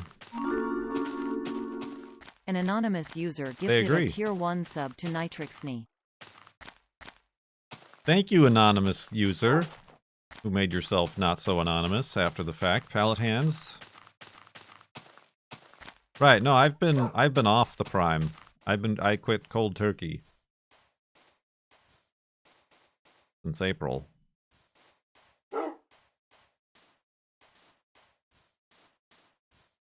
And it's like the main annoyance is that every time you go to buy something with Prime, like on Amazon, like the checkout process is like 2 steps longer because they're like, we'll give you a free trial of Prime. You'll get this in 2 days.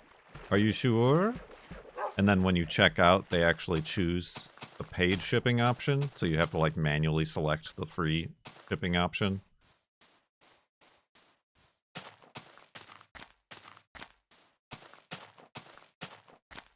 I've not missed it.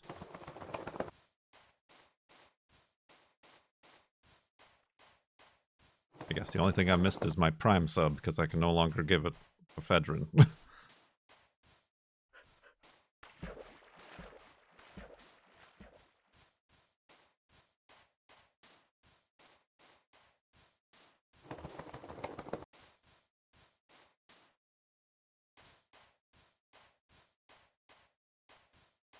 But yeah, I mean, the only pizza I have lately is the one I make myself, which is, it's not terribly fast. I guess I gotta make the dough. It takes like a good hour.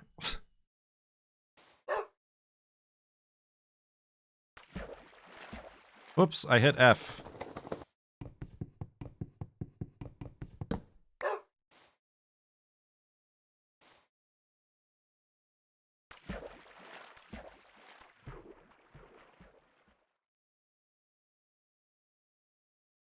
Parents Prime for Twitch.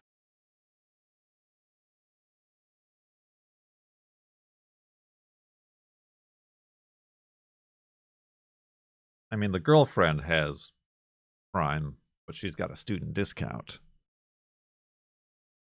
So if I do need anything next day, I'll have her buy it, but that's not become much of an issue. That was pretty funny though during the UHC when I lost the team. And they gave me coordinates, but my F3 key didn't work because it's disabled. I had to plug in my nuclear F3 key. Classic.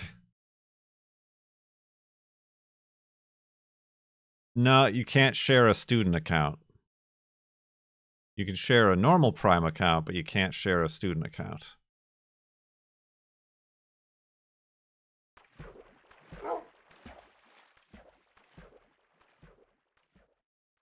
We checked.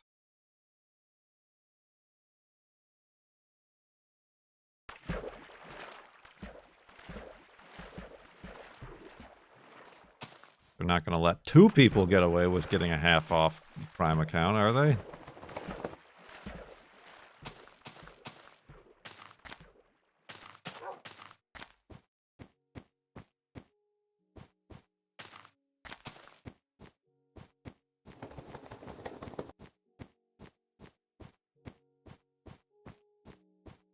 Did you re-disable it? I mean, I never enabled it on the keyboard. I just plugged in the flob, the nuclear one. Yeah. I'm pressing it right now. I'm pressing it right now. I'm glad it didn't work.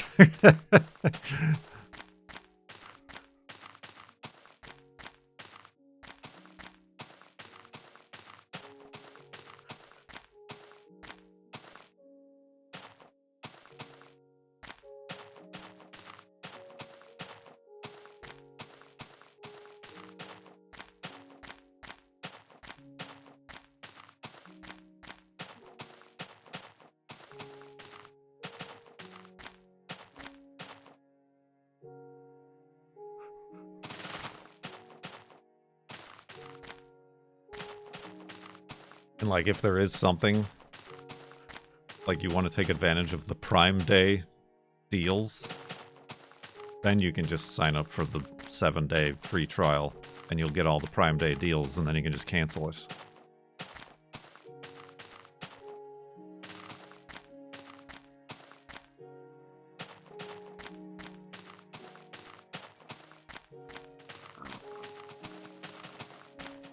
Life hacks.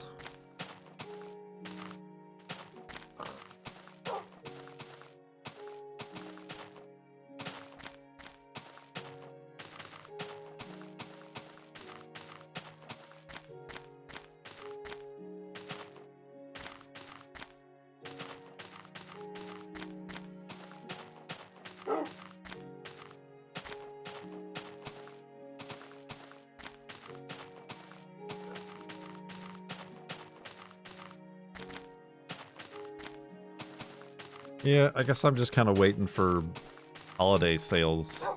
That's when we'll get our pots and pans. Although I discussed with the girlfriend, and we might go stainless steel pots and pans. I know, sheep. It's scary. I gotta learn how to use these fancy non-stick stainless steel pots and pans.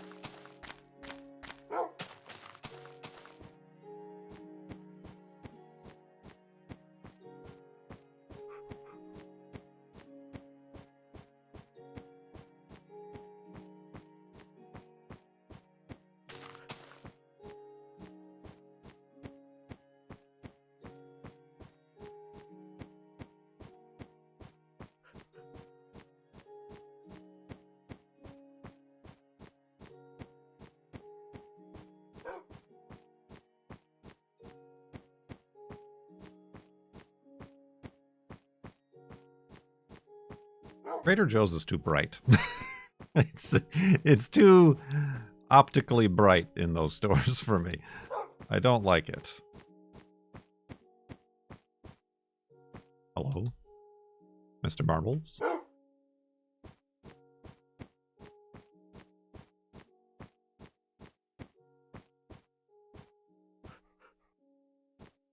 Right, yeah. I mean, that was on our list. Obviously, induction. We don't have induction, but we might. I don't don't know. I'm considering the all clad. They're pretty expensive.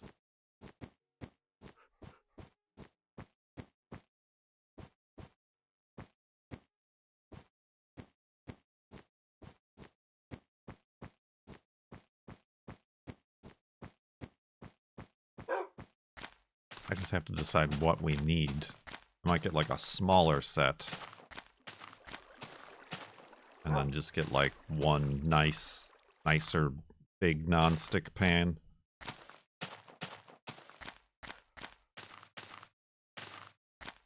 Oh, the other type of pan I was thinking of, this, I don't even know if we discussed this during Farlands. It wasn't the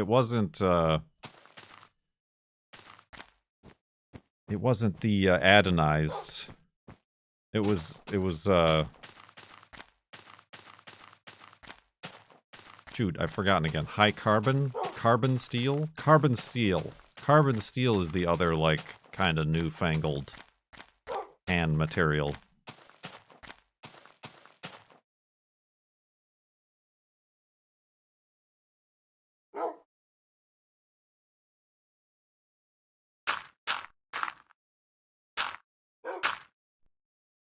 Apparently almost like cast iron.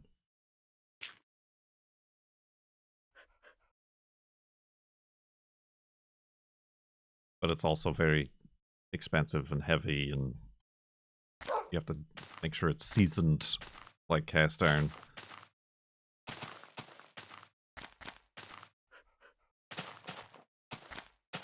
They're 16 years old, Capybara Cosmonaut.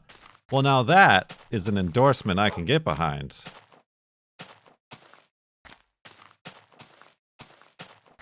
Well, no, not newfangled, but I guess newfangled to the homewares, pots and pans market.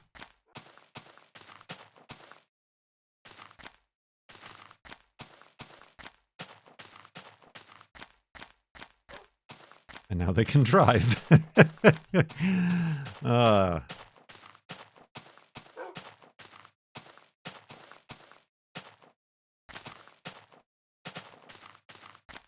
feel like I'm in the Truman Show. And Capybara Cosmonaut is like, we have all-clad brand stainless pans that are 16 years old and still look brand new now as the day we bought them, even though we use them all the time. All-clad stainless pans. You deserve it. Who the hell are you talking to?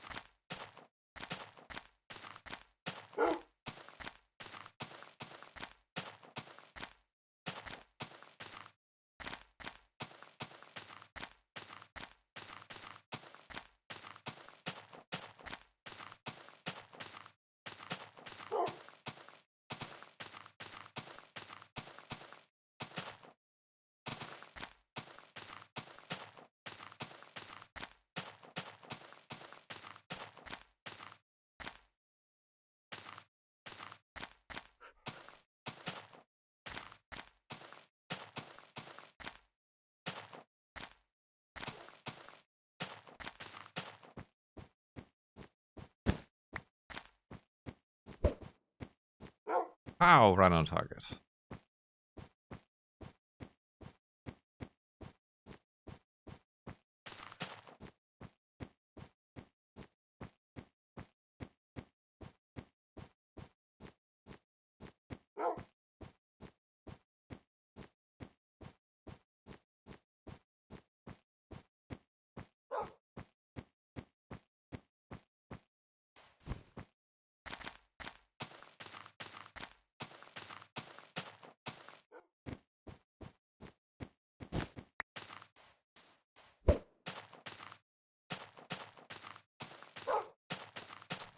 Indeed. Anything else? In the final Minecraft day of the day.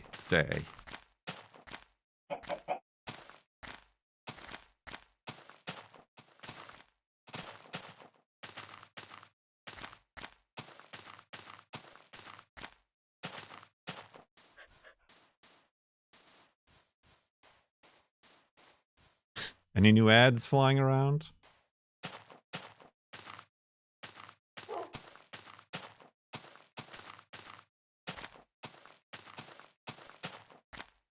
You keep a normal wallet, or do you go with those newfangled things? What's a newfangled thing?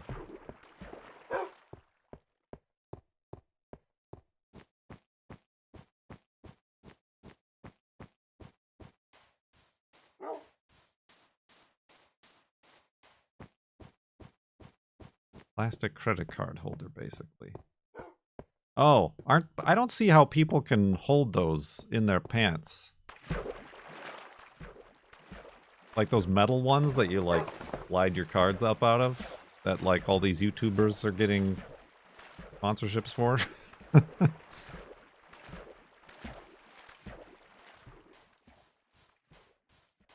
Like, I don't know about anybody else, but I sit on my butt. It would not be, I mean, it's already not comfortable to sit for a long time with a wallet, a leather wallet in there, but I can't, it's like basically like sitting on your phone. Oh no, I just have a normal wallet. Like a money go in, cards go in, wallet close. Pockets on your front, that's where keys go. Your front pockets is for keys and phone. Keys and phone. That's like whenever that iPhone came out that everybody started complaining about that it was like bending, remember? That was like a revelation to me, like, you people sit on your phones? Is everybody putting their phone in their back pocket and sitting in it, on it, with it?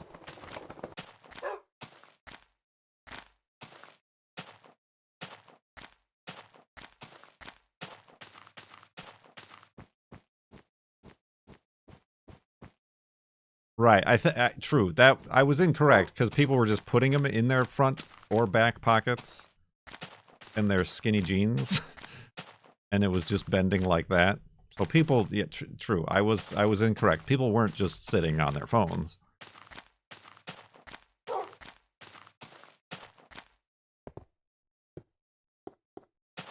But I don't know. I've seen stranger things. Just seasons 1 and 2. I haven't gotten around to seeing the 3rd season yet. Take that, Ready Player One. I'm full of references.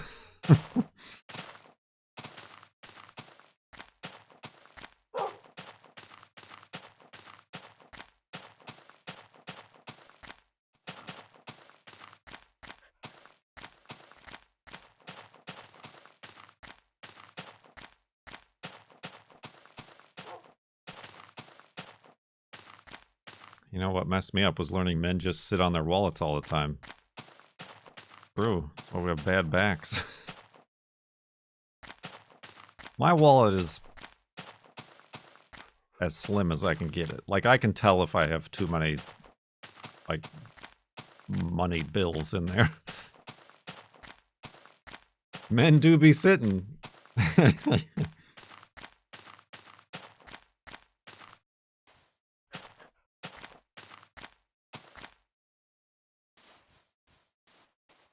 Like, yeah, if I'm on like a long road trip, or if I know I'm going to be driving for like 2 or more hours, I take it out.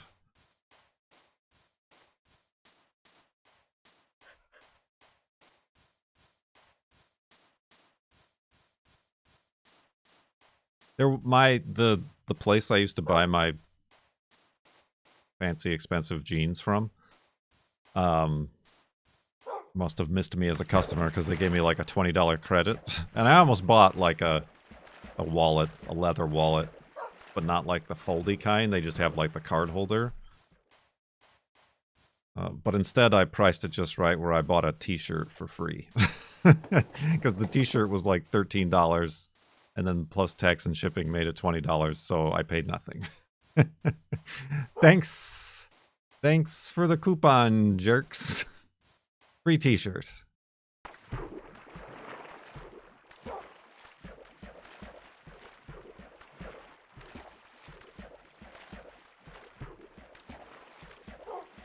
Don't you, as a Pacific Northwesterner, have the gift of year-round jacket season for bonus pockets? Jacket? No, we got short season around here through the summer. And we kind of, honestly, we skipped light jacket season. We went straight from summer to now I'm wearing my puffy jacket.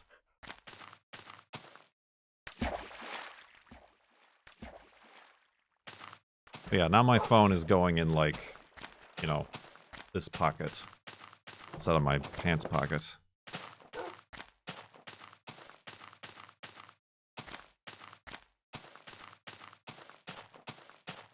Cargo shorts. Crime. Jail. Jail time.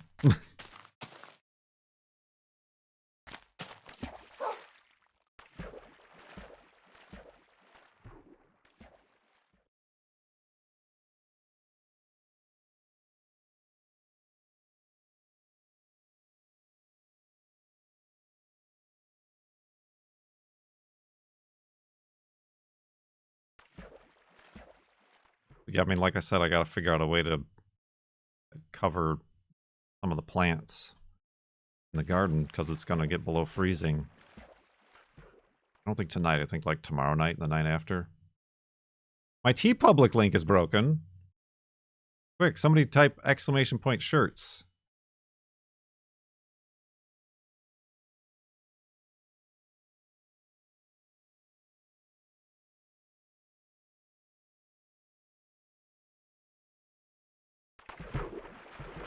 Bifold.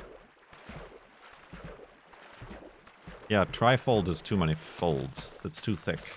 Too many flaps to get stuck in.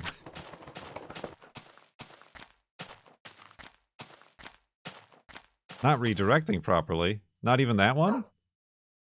Are you sure? Is everybody else having that problem? Yeah, that might be you. That might be a you problem. Flush your DNS. Straight down the toilet.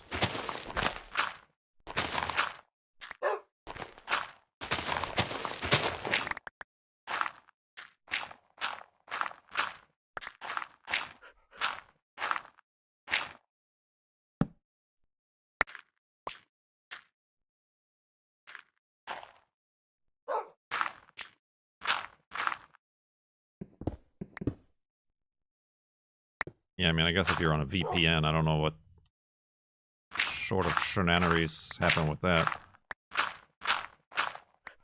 The shovel is 50%.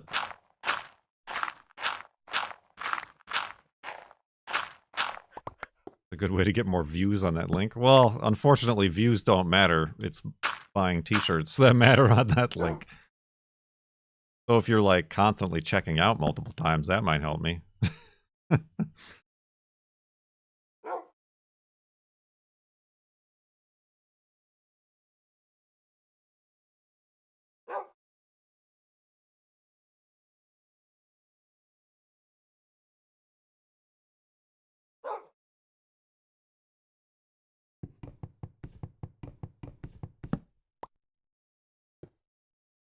All right, we did it. 2 segments of Farlands or Bust. Yeah, who said that at the beginning? Screw the journey. We're here for the destination. All right, let's go to sleep. Check on the world save. Back up the world once again.